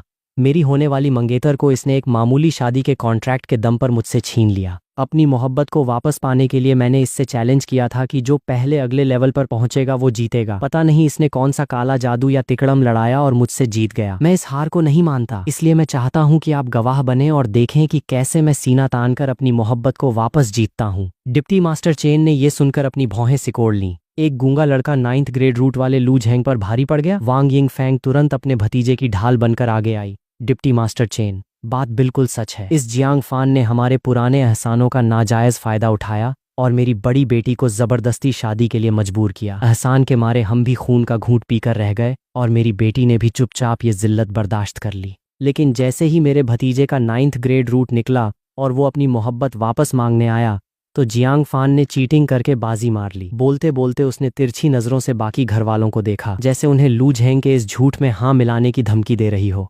शायद जमीर जागने की वजह से या फिर डिप्टी मास्टर के खौफ से किसी की मुंह खोलने की हिम्मत नहीं हुई। तभी किन चांग शेंग ने मौका देखा और चौका मारा। डिप्टी मास्टर चेन, मैं अपनी किन फैमिली की साख की कसम खाकर कहता हूँ, बात बिल्कुल 100% सच है। दो लोगों की गवाही सुनकर डिप्टी मास्टर का चेहरा थोड़ा कड़क हो गया। उसने एक रोबीली नजर मुझ पर डाली और कहा, एहसान की आड़ में जबरदस्ती करना सरासर गलत है। क्या तुम में अपनी काबिलियत के दम पर लू झेंग से मुकाबला करने का जिगरा है ताकि दूध का दूध और पानी का पानी हो सके? बगल में खड़ी शू यूरान के होश उड़ गए। कहाँ तो शू फैमिली ने एहसान फरामोशी करके रिश्ता बदला था और यहाँ पूरा ब्लेम जियांग फान पर मढ़ दिया गया था। वो जैसे ही सफाई देने के लिए मुंह खोलने लगी, मैंने उसे रोक दिया। मैंने पर्चे पर लिखा, ज्यादा बकवास करने का कोई फायदा नहीं। जहाँ बात ताकत से संभल सकती हो वहाँ बहस नहीं करनी चाहिए। बताओ कैसे भिड़ना है? लू झेंग ने अकड़ कर कहा, जाहिर है ताकत का मुकाबला होगा। क्या दम है मुझसे दो हाथ करने का? बिना एक पल गंवाए मैंने पेन से एक बड़ा सा टिक मार दिया। डन! ये देखकर लू झेंग मन ही मन हंसा। साला अक्ल का अंधा बेवकूफ। वो खुद लियन की 5th स्टेज पर था और इन कुछ दिनों में उसने छुपकर शू फैमिली की सीक्रेट तलवारबाजी भी सीख ली थी। और जियांग फान, वो तो बस तुक्के से लियन की 3rd स्टेज पर पहुंचा था। वो उससे कैसे जीत सकता था? तो फिर आ जाओ। लू झेंग ने अपनी तलवार निकाली और सीधे मेरी तरफ तान दी। मैं हॉल के बीच में आया और उसे उंगली से पास आने का इशारा किया। मेरी इस हल्की हरकत को देखकर किन चांग शेंग खिलखिलाकर हंसा। कितना बड़ा जाहिल है जो सीधे 9th ग्रेड रूट वाले को उकसा रहा है। ये बार बार बोल रहा था ना कि मुझे पछतावा होगा। अभी जब ये कुत्ते की तरह जमीन पर पड़ा होगा तब मैं इससे पूछूंगा कि भाई अब बता पछतावा किसे हो रहा है। चेन झेंग दाओ ने भी हल्के से सिर हिलाया और एक ठंडी सांस ली। 9th ग्रेड रूट के सामने भी इतनी हेकड़ी? ये लड़का कुछ ज्यादा ही ओवर कॉन्फिडेंट है। लू झेंग को भी गुस्सा आ गया। वो गुर्राया, ये तुमने खुद चुना है। उसने अपनी तलवार को हवा में लहराया और 5th स्टेज की पूरी ताकत के साथ मुझ पर जोरदार हमला किया। मैं मन ही मन हंसा। इतने दिनों के बाद भी लू झेंग रत्ती भर नहीं सुधरा। जैसे ही तलवार की परछाई पास आई, मैंने अपनी लियन की 6th स्टेज की एनर्जी रिलीज की। मैंने अपनी उंगली पर वो एनर्जी लपेटी और हल्के से उसकी तलवार की धार पर दे मारी। ये वार लू झेंग की बर्दाश्त के बाहर की चीज था। एक झटके में उसकी तलवार हवा में उड़ गई। और सिर्फ यही नहीं, मैंने एक जोरदार थप्पड़ उसके सीने पर जड़ा और वो सीधे दूर जाकर चाय की टेबल तोड़ता हुआ गिरा। पूरे हॉल में सन्नाटा छा गया। ऐसी खामोशी छाई कि सिर्फ मेरी आस्तीन की सरसराहट और मेरे पेन से पर्चे पर लिखे जाने की आवाज आ रही थी। 9th grade root? बस इतना ही था क्या? 9th ग्रेड रूट वाला इतनी बुरी तरह हार गया? इस उल्टे नतीजे ने सबके तोते उड़ा दिए। शू यी निंग की आंखें चमक उठीं। वो कुछ समझ रही थी। वांग यिंग फैंग रोती बिलखती अपने भतीजे को उठाने दौड़ी। बेटा झेंग, क्या तुम कुछ ज्यादा ही कैजुअल ले गए थे? किन चांग शेंग ने भी फुर्ती से एक पेन किलर गोली निकाली और लू झेंग के मुंह में ठूंस दी। शू साहब, आप कहीं इसके पुराने 10 साल के दोस्ताने के चक्कर में ढीले तो नहीं पड़ गए थे? डिप्टी मास्टर चेन खुद सामने खड़े हैं। लोग एक के बाद एक बहाने बनाने लगे। जैसे लू झेंग का हारना बस एक इत्तेफाक था। लेकिन डिप्टी मास्टर चेन ने अपनी भौहें सिकोड़ लीं। साफ था कि उसे कुछ गड़बड़ लग रही थी। जब लियू किंग शान ने खुद अपनी आंखों से देखा था कि 9th ग्रेड वाला 4th स्टेज से सीधे 7th स्टेज पर पहुंच गया है, तो फिर ये लड़का एक 6th स्टेज के फाइटर से इतनी आसानी से कैसे पिट गया। वो लू झेंग को शक की नजरों से दोबारा घूरने लगा। क्या तुम सच में 9th ग्रेड रूट वाले हो? अगर तुमने मुझसे झूठ बोला है तो अंजाम जानते हो ना? ये सुनते ही शू फैमिली के होश उड़ गए। इस एक हार ने लू झेंग के पूरे स्टेटस पर ही सवालिया निशान लगा दिया था। वांग यिंग फेंग तो पागलों की तरह अपने भतीजे का बचाव करने लगी। डिप्टी मास्टर चेन, प्लीज मेरे भतीजे को एक और मौका दीजिए। लू झेंग भी लड़खड़ाता हुआ खड़ा हुआ। डिप्टी मास्टर चेन, मैं कसम खाकर कहता हूँ मैंने आपसे कोई झूठ नहीं बोला। उस दिन टेस्ट में सचमुच 9th ग्रेड ही आया था। अभी बस मैं थोड़ा ढीला पड़ गया था। मैं दोबारा लड़ने को तैयार हूँ। मैं अपनी पावर साबित करके रहूंगा। उसकी बातें इतनी कॉन्फिडेंट थीं कि लगा नहीं वो झूठ बोल रहा है। चेन झेंगदाओ ने धीरे से सिर हिलाया और उसे एक आखिरी चांस देने का फैसला किया। मैं मुस्कुराया और लिखा, जैसा कि मैंने सोचा था, लू झेंग असल में कोई 9th ग्रेड रूट वाला है ही नहीं। ये 5 शब्द देखते ही लू झेंग के तन बदन में आग लग गई। वो एक घायल शेर की तरह दहाड़ा, ओए जियांग, धोखे से वार करना कौन सी बहादुरी है? तू घुटनों पर आ पहले। इतना कहकर उसने दोबारा तलवार उठाई और एक भूखे भेड़िए की तरह मुझ पर झपटा। वो जियांग फान को हराकर खुद को साबित करने के लिए इतना उतावला था कि उसके हर मूव में कमियां ही कमियां थीं। मैंने सही टाइम देखा, आराम से उसकी तलवार को चकमा दिया और एक जोरदार लात उसके सीने पर टिका दी। आह! लू झेंग दोबारा हवा में उड़ता हुआ दूर जा गिरा। उसके मुंह से खून निकल आया। साफ था कि इस बार उसे अंदरूनी चोट लगी थी। उसकी इस दूसरी हार ने पूरी शू फैमिली का मुंह हमेशा के लिए बंद कर दिया। एक बार हारना इत्तेफाक हो सकता है, पर दूसरी बार भी? अब घर के बाकी लोग और शू यिनिंग भी समझ चुके थे कि दाल में कुछ काला है। चेन झेंगदाओ ने भी एक ठंडी हुंकार भरी, 9th ग्रेड रूट और ऐसा घटिया लेवल। उसने तुरंत अपनी जेब से एक कांसे का स्केल निकाला, वैसा ही जैसा टेस्ट टावर में होता है, और सीधे लू झेंग के आगे फेंक दिया। दोबारा टेस्ट करो, चेन झेंगदाओ ने हुक्म चलाते हुए कहा। लू झेंग एक फीकी मुस्कान के साथ बोला, मैं बस 2 बार क्या हार गया? आप मेरे रूट पर ही शक करने लगे? ठीक है, मैं अभी आप सबको साबित करके दिखाता हूँ कि 9th ग्रेड रूट की असली औकात क्या होती है। उसने गुस्से में उस स्केल को पकड़ लिया और सबको घूरने लगा। शू झेंगयान, मैं इस पूरी शू फैमिली को आसमान की ऊंचाइयों पर ले जाना चाहता था, पर अफसोस कि तुम सबने मुझ पर शक किया। तो अब सुन लो, तुम्हारी शू फैमिली मेरे साथ उड़ने के काबिल ही नहीं है। ये सुनकर शू फैमिली में हड़कंप मच गया। किन चांग शेंग तुरंत आगे आया। शू साहब, मुझे आप पर पूरा भरोसा है, मुझे आप पर अटूट विश्वास है। अगर लू झेंग 9th ग्रेड वाला नहीं निकला तो सिर्फ लू झेंग की लंका नहीं लगेगी, बल्कि किन फैमिली का भी दिवाला निकल जाएगा। लू झेंग ने धीरे से सिर हिलाया, सिर्फ आप ही मेरे सच्चे सपोर्टर हैं, फिक्र मत कीजिए, मैं आपको निराश नहीं करूंगा। इसके बाद उसने स्केल को पूरी ताकत से भींच लिया। देखते ही देखते स्केल के नीचे से एक वेव ऊपर की तरफ बढ़ने लगी। 1st grade, 2nd grade, 3rd grade, और जैसे ही वो 3rd ग्रेड पर पहुंची, उसकी स्पीड एकदम सुस्त हो गई। वो एक कछुए की तरह रेंगने लगी और आखिरकार 3rd ग्रेड के मिडल पर जाकर अटक गई। पूरे हॉल में ऐसा सन्नाटा छा गया मानो कोई मर गया हो। सांस लेने तक की आवाज साफ सुनाई दे रही थी। 9th ग्रेड रूट वाले लू झेंग का दोबारा टेस्ट करने पर रिजल्ट आया था, सिर्फ 3rd ग्रेड मिडल। लू झेंग खुद हक्का बक्का रह गया। ये कैसे हो सकता है? ये नामुमकिन है। मेरा टेस्ट तो 9th ग्रेड आया था, पक्का इस स्केल में ही कोई खराबी है, मैं दोबारा ट्राई करता हूँ। उसने फिर से स्केल को पकड़ा, पर नतीजा वही ढाक के 3 पा, 3rd ग्रेड मिडल। लू झेंग पूरी तरह बौखला गया। उसने सिर हिलाते हुए कहा, ये नहीं हो सकता, ये स्केल ही डिफेक्टिव है। हाँ, पक्का यही बात है।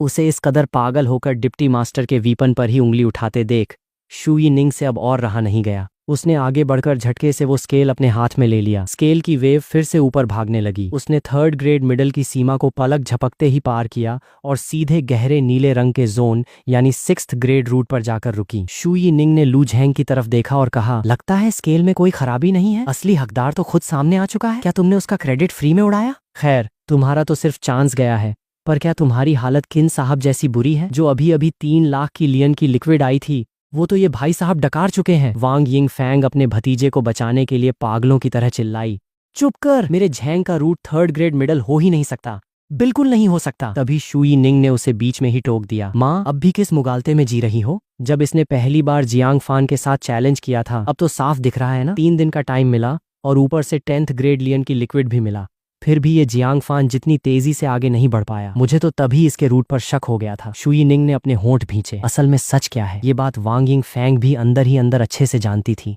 बस वो मानना नहीं चाहती थी। क्योंकि लू झेंग का वो तथाकथित 9th ग्रेड रूट एक टाइम पर उसका सबसे बड़ा प्राउड बन चुका था। अब उस टूटे हुए लू झेंग को देखकर वो सिर्फ उसे दिलासा ही दे सकती थी। बेटा झेंग, लगता है टेस्ट टावर के उस स्केल में ही कोई टेक्निकल ग्लिच था। इस दुनिया में साला 9th ग्रेड रूट जैसा कुछ होता ही नहीं है। तुम्हारा ये 3rd ग्रेड मिडल भी गुजो सिटी के हिसाब से काफी ऊपर का लेवल है। ये सुनकर गहरे सदमे में डूबे लू झेंग का मूड थोड़ा सा संभला। उसने धीरे से सिर हिलाया। हाँ, बात तो सही है। यहाँ सबसे बेस्ट तो शुई निंग है जिसका 6th ग्रेड है। मैं उससे सिर्फ 3 पॉइंट्स ही तो पीछे हूँ, तो मैं इतना भी बुरा नहीं हूँ। तभी चेहरा गुस्से से तमतमाए चेन झेंग दाओ ने वो स्केल समेटा और एक ऐसी बात बोली जिसने लू झेंग के पैरों तले जमीन खिसका दी। किसने कहा कि गुजो सिटी में 9th ग्रेड रूट वाला कोई नहीं है? बस वो तुम नहीं हो। लू झेंग की आंखें फटी की फटी रह गईं। सच में कोई 9th ग्रेड वाला है, पर वो मैं नहीं हूँ? इतना बड़ा झटका वो बर्दाश्त नहीं कर पाया। उसके सीने में खून का गुबार उठा और उसने वहीं फर्श पर एक जोरदार उल्टी कर दी और जमीन पर गिरकर तड़पने लगा। बराबर का झटका शुई निंग को भी लगा था। उसने अपनी मुट्ठियां भींच लीं। वो इस बात को हजम नहीं कर पा रही थी कि गुजो सिटी में सच में कोई 9th ग्रेड रूट वाला है। क्या टेस्ट टावर में कोई गड़बड़ नहीं हुई थी? डिप्टी मास्टर चेन ने धीरे से कहा। पता नहीं उस टेस्ट टावर ने एक 3rd ग्रेड मिडल वाले को 9th ग्रेड कैसे दिखा दिया, पर जब तक वो असली बंदा खुद सामने नहीं आता तब तक किसी को कैसे पता चलेगा? खैर छोड़ो, मुझे लियू किंग श्यान को वापस बुलाना होगा, क्योंकि सिर्फ उसी ने उस असली 9th ग्रेड वाले को देखा है। शुई निंग का जो मूड अभी थोड़ा हल्का हुआ था वो फिर से भारी हो गया। उसने गुस्से में हाथ भींचे। मैं भी देखना चाहती हूँ कि वो 9th ग्रेड का सूरमा आखिर है कौन। उसकी बात सुनकर चेन झेंग दाओ ने उसकी तरफ देखा और चूंकि वो एक 6th ग्रेड रूट वाली थी तो उसने थोड़ा समझाते हुए कहा, अपना एटीट्यूड थोड़ा डाउन रखो। वो 9th ग्रेड वाला बंदा बेहद स्पेशल है। तुम्हारी 6th ग्रेड तो छोड़ो, मेरे खुद के 8th ग्रेड रूट और उसमें जमीन आसमान का फर्क है। अगर तुम उससे दोस्ती भी कर पाओ तो समझो तुम्हारी लाइफ सेट है। इसका सीधा मतलब ये था कि शुई निंग सिर्फ उसे दूर से देख सकती थी। उससे कंपटीशन करने की उसकी कोई औकात नहीं थी। शुई निंग के चेहरे पर खौफ साफ दिख रहा था। जब एक 8th ग्रेड वाले डिप्टी मास्टर ने हथियार डाल दिए तो उसकी 6th ग्रेड की क्या बिसात थी। वो मन ही मन सोचने लगी कि उस 9th ग्रेड के रॉकस्टार का स्वैग कैसा होगा। तभी अचानक उसकी नज़र मुझ पर पड़ी, जहां मैं हाथ पर ठुड्डी टिकाए खड़ा कुछ सोच रहा था। उसे मेरा वहां खड़ा होना बहुत खटक रहा था। आज के दिन मैंने पूरी लाइमलाइट लूट ली थी और लियन की 6th स्टेज का मेरा लेवल देखकर सबकी आंखें खुली की खुली रह गई थीं। पर मैं जितना ऊपर उठ रहा था उतना ही ये साबित हो रहा था कि उसकी पारखी नज़र ने धोखा खाया था। जियांग फान, एक फर्जी 9th ग्रेड वाले को हराकर खुद को बहुत बड़ा शहंशाह समझ रहे हो क्या? शुई निंग का चेहरा एकदम कड़क हो गया। लू झेंग ने इन सालों में कभी दिल से कल्टीवेशन किया ही नहीं। उसका पूरा ध्यान फालतू की चीजों में था। उसका बेस कमजोर था और तलवारबाजी में भी उसका हाथ साफ नहीं था। तो तुमने उसे हरा दिया तो कौन सा तीर मार लिया? मैं अपनी सोच से बाहर आया। असल में मैं तो बस यही सोच रहा था कि चेन झेंग दाओ जिस 9th ग्रेड वाले की बात कर रहे हैं वो आखिर है कौन, जिसे देखकर किंगयून सेक्ट के चीफ की बेटी ने भी घुटने टेक दिए। वो बंदा सच में कोई नेक्स्ट लेवल चीज होगा। पता नहीं मेरा ये ट्रांसपेरेंट रूट उस 9th ग्रेड के सामने कहाँ टिकेगा। ये सब सोचते हुए मैंने शुई निंग की तरफ देखा भी नहीं। मुझे उससे बात करने का कोई शौक नहीं था। मैं मुड़ा और शुयूरान को देखकर मुस्कुराते हुए पर्चे पर लिखा, कैसा लगा सरप्राइज? शुयूरान की आंखों में मेरे लिए एक अलग ही चमक थी। उसने बार बार सिर हिलाकर कहा, फैन, तुम सच में कमाल हो। तभी चेन झेंग दाओ अपने उड़ते बाज पर सवार हुआ और सीधे आसमान में गायब हो गया। शू झेंग यान ने एक लंबी सांस ली और धप से कुर्सी पर बैठ गया। शुक्र है डिप्टी मास्टर चेन का दिल बड़ा था जो उन्होंने हमारे इस फर्जीवाड़े पर कोई एक्शन नहीं लिया, वरना हमारी शू फैमिली तो आज पूरी तरह बर्बाद हो जाती। पर रायता अभी पूरा सिमटा नहीं था। अचानक हवा में एक बेहद गुस्से से भरी दहाड़ गूंजी, लू झेंग!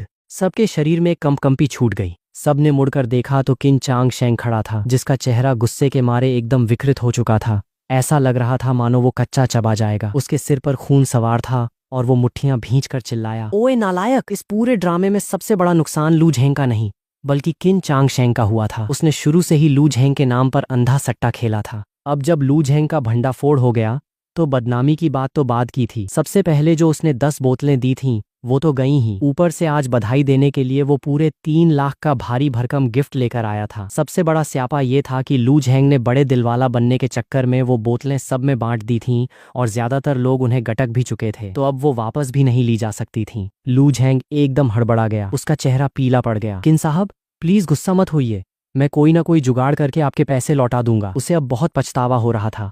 काश उसने जियांग फान की बात मानकर वो गिफ्ट्स पहले टच ना किए होते। लौटाएगा? तेरी औकात क्या है लौटाने की? किन चांग शेंग की आंखें गुस्से से लाल थीं।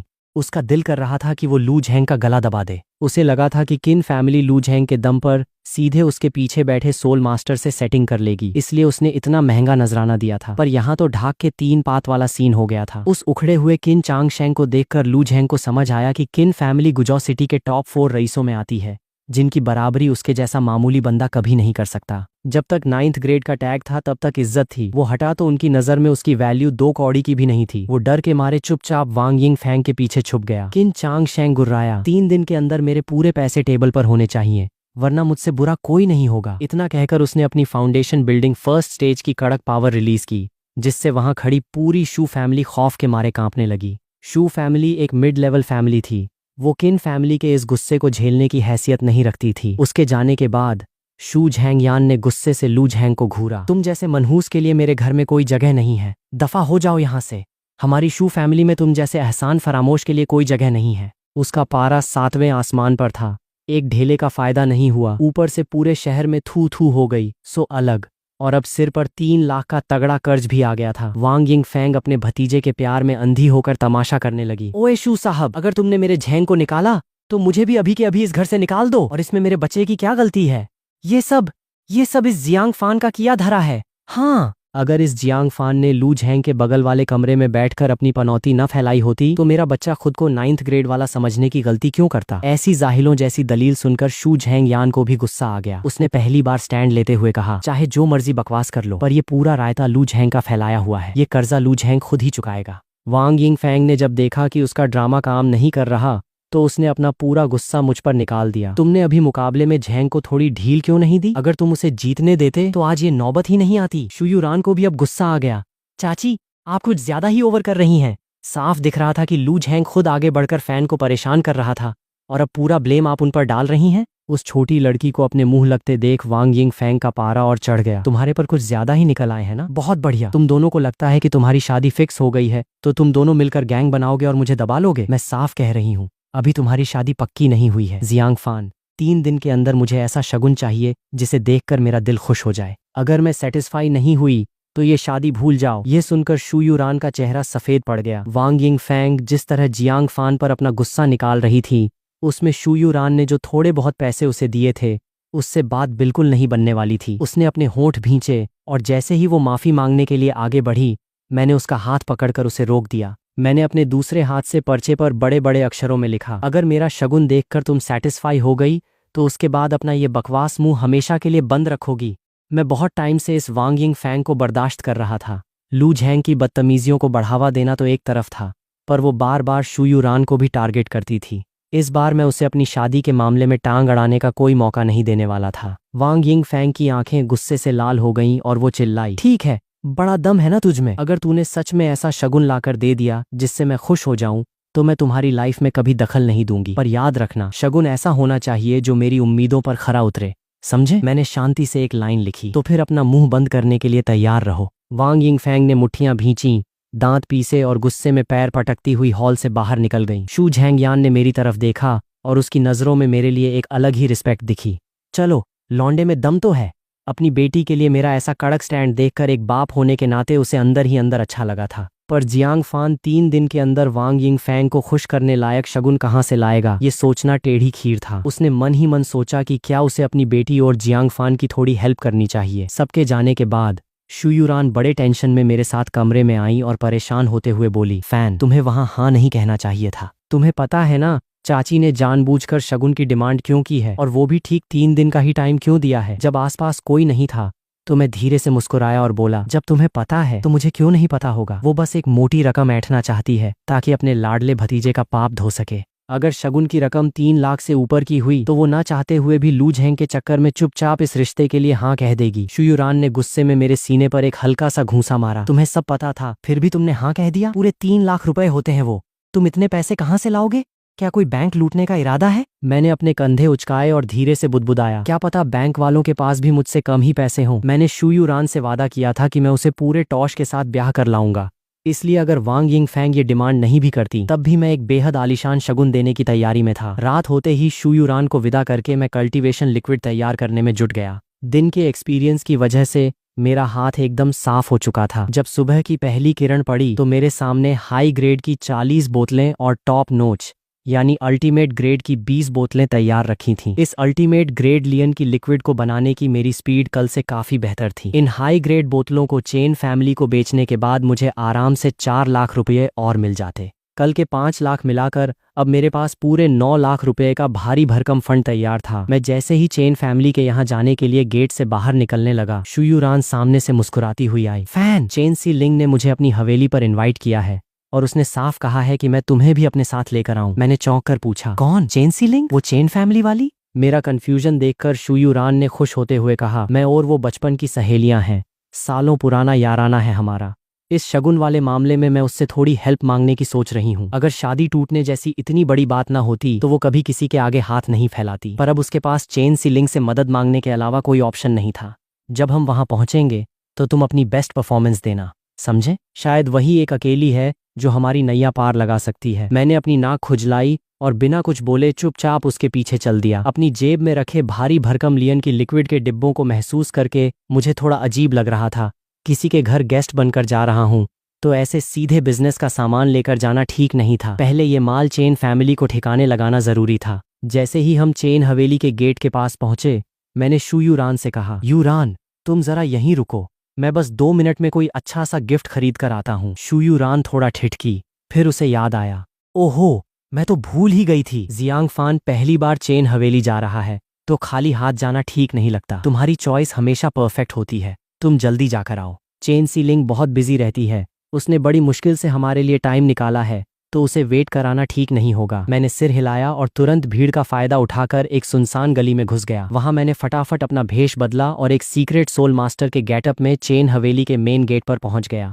ट्रेजर पवेलियन का मैनेजर वहां पहले से ही शुयूरान का वेट कर रहा था। मुझे उस गेटअप में देखते ही वो खुशी से उछल पड़ा, सर आप इतनी सुबह सुबह आ गए? कल रात से लेकर आज सुबह तक चेन फैमिली के पास हाई ग्रेड लियन की लिक्विड खरीदने वालों की इतनी लंबी लाइन लगी थी कि लोग डबल पैसे देने को तैयार थे, बस एक बोतल मिल जाए। पर चेन सी लिंग को डर था कि पता नहीं वो सोल मास्टर आज टाइम पर माल दे पाएंगे या नहीं, इसलिए उसने किसी को पक्का कमिटमेंट नहीं दिया था। उसने सपने में भी नहीं सोचा था कि वो सोल मास्टर इतने पंक्चुअल होंगे और सुबह सुबह खुद ही आ जाएंगे। सर प्लीज अंदर आइए, मैं आपको सीधे मैम के पास ले चलता हूँ। चेन फैमिली के बैकयार्ड में चेन सी लिंग अपने दिमाग के टेंशन को शांत करने के लिए तलवारबाजी कर रही थी। पूरी रात सोचने के बाद भी वो इस फैसले पर नहीं पहुंच पाई थी कि क्या वो खुद को उस बूढ़े सोल मास्टर के हवाले कर दे जो उस पर नजर गड़ाए बैठा था। पहला मुद्दा तो उम्र का था और दूसरा ये कि क्या गारंटी थी कि वो बंदा उसे सच में एक सोल मास्टर का चेला बनने की ट्रेनिंग देगा। मैम वो सर आ गए हैं, लियन की लिक्विड लेकर आए हैं, मैनेजर ने धीरे से उसकी कल्टीवेशन में खलल डालते हुए कहा। चेन सी लिंग चौंक गई। उसने मुड़कर देखा तो वही ढीले ढाले कपड़ों में पूरी तरह रैप हुआ सीक्रेट सोल मास्टर खड़ा था। उसके दिल को थोड़ी राहत मिली। राहत इस बात की थी कि बंदा अपनी जुबान का पक्का था और सुबह सुबह ही हाई ग्रेड माल डिलीवर करने आ गया था। पर अगले ही पल उसका दिमाग फिर से चकराने लगा, क्योंकि उसने अभी तक यह डिसाइड नहीं किया था कि उस बंदे के हिंट का क्या जवाब देना है। थोड़ा सोचते हुए उसने चुपके से अपनी आस्तीन में छिपे पोवांग क्रिस्टल को छुआ ताकि खुद को संभाल सके। वो अपनी तलवार रखकर तुरंत दौड़ती हुई आई। वर्कआउट की वजह से उसका चेहरा एकदम गुलाबी हो रहा था और पसीने से भीगा हुआ कल्टीवेशन कुर्ता उसकी बॉडी की परफेक्ट शेप को साफ साफ दिखा रहा था। मैंने अनजाने में उसकी तरफ एक नजर डाली और तुरंत अपना ध्यान भटकाते हुए हाई ग्रेड लियन की लिक्विड की 40 बोतलें टेबल पर रख दी। सब यहाँ है। चेन सी लिंग थोड़ी नर्वस दिख रही थी क्योंकि उसका पूरा ध्यान इस बात पर था कि ये सोल मास्टर उसे किस नजर से देख रहा है। हालांकि मैंने सिर्फ एक कैजुअल लुक दिया था, पर उसने उसे तुरंत नोटिस कर लिया, जिससे उसका दिल और तेजी से धड़कने लगा। उसने जल्दी जल्दी लियन की लिक्विड किया। जब सब सही लगा तो उसने फौरन पहले से तैयार कैश के बंडल और 50 कल्टीवेशन मटेरियल्स बाहर निकाले। सर ये आपका पेमेंट और सामान है। उसने अपने दांतों से होंठ दबाए और एक सेफ डिस्टेंस मेंटेन करते हुए वो पैसे मेरी तरफ बढ़ाए। मैं थोड़ा हैरान हुआ, इसे अचानक क्या हो गया? ऐसे बिहेव कर रही है जैसे मैं इसे कच्चा चबा जाऊंगा। ठीक है, मैं कल फिर आऊंगा। मैंने सारा सामान अपनी जेबों में ठूंसा और जाने के लिए मुड़ा। सर प्लीज 1 मिनट रुकिए। अचानक चेन सी लिंग ने मुझे पीछे से टोका। चाय पीकर जाइए ना सर, मैंने खास आपके लिए एक स्पेशल स्पिरिचुअल चाय तैयार करवाई है। इतना कहते ही एक सर्वेंट लड़की बड़े ध्यान से 1 कप स्पिरिचुअल चाय लेकर आई। चाय की खुशबू इतनी लाजवाब थी कि साफ पता चल रहा था कि ये लेवल बढ़ाने वाली कोई अल्टीमेट चाय है, ऐसी चीज जो बड़े खानदानों के अलावा किसी के नसीब में नहीं होती। मेरा भी मन ललचा गया तो मैं चुपचाप बैठ गया और चाय की एक चुस्की ली। जैसे ही मैंने चाय पीने के लिए अपना सिर नीचे झुकाया, चेन सीलिंग तुरंत मुड़ी और उसने चुपके से पोवांग क्रिस्टल के 2 पतले टुकड़े अपनी दोनों आंखों में फिट कर लिए। फिर उसने एक लंबी और गहरी सांस ली और बेहद नर्वस होकर मेरी तरफ मुड़ी। उसके दिल में एक हल्की सी दुआ थी कि वो बंदा जिसने उसे हिंट दिया था वो बस कुछ ज्यादा ही बूढ़ा ना निकले, ताकि उसे अंदर से ज्यादा गिल्ट फील ना हो। रही बात शक्ल की, तो उसने उम्मीद ही छोड़ दी थी, बस वो ज्यादा डरावना ना हो, इतना ही काफी था। पर जैसे ही पोवांग क्रिस्टल की जादुई रोशनी ने मेरे उस भारी भरकम हुड और कपड़ों को चीरते हुए अंदर झांका और मेरा असली चेहरा उसके सामने आया, चेन सीलिंग वहीं स्टैचू बनकर रह गई।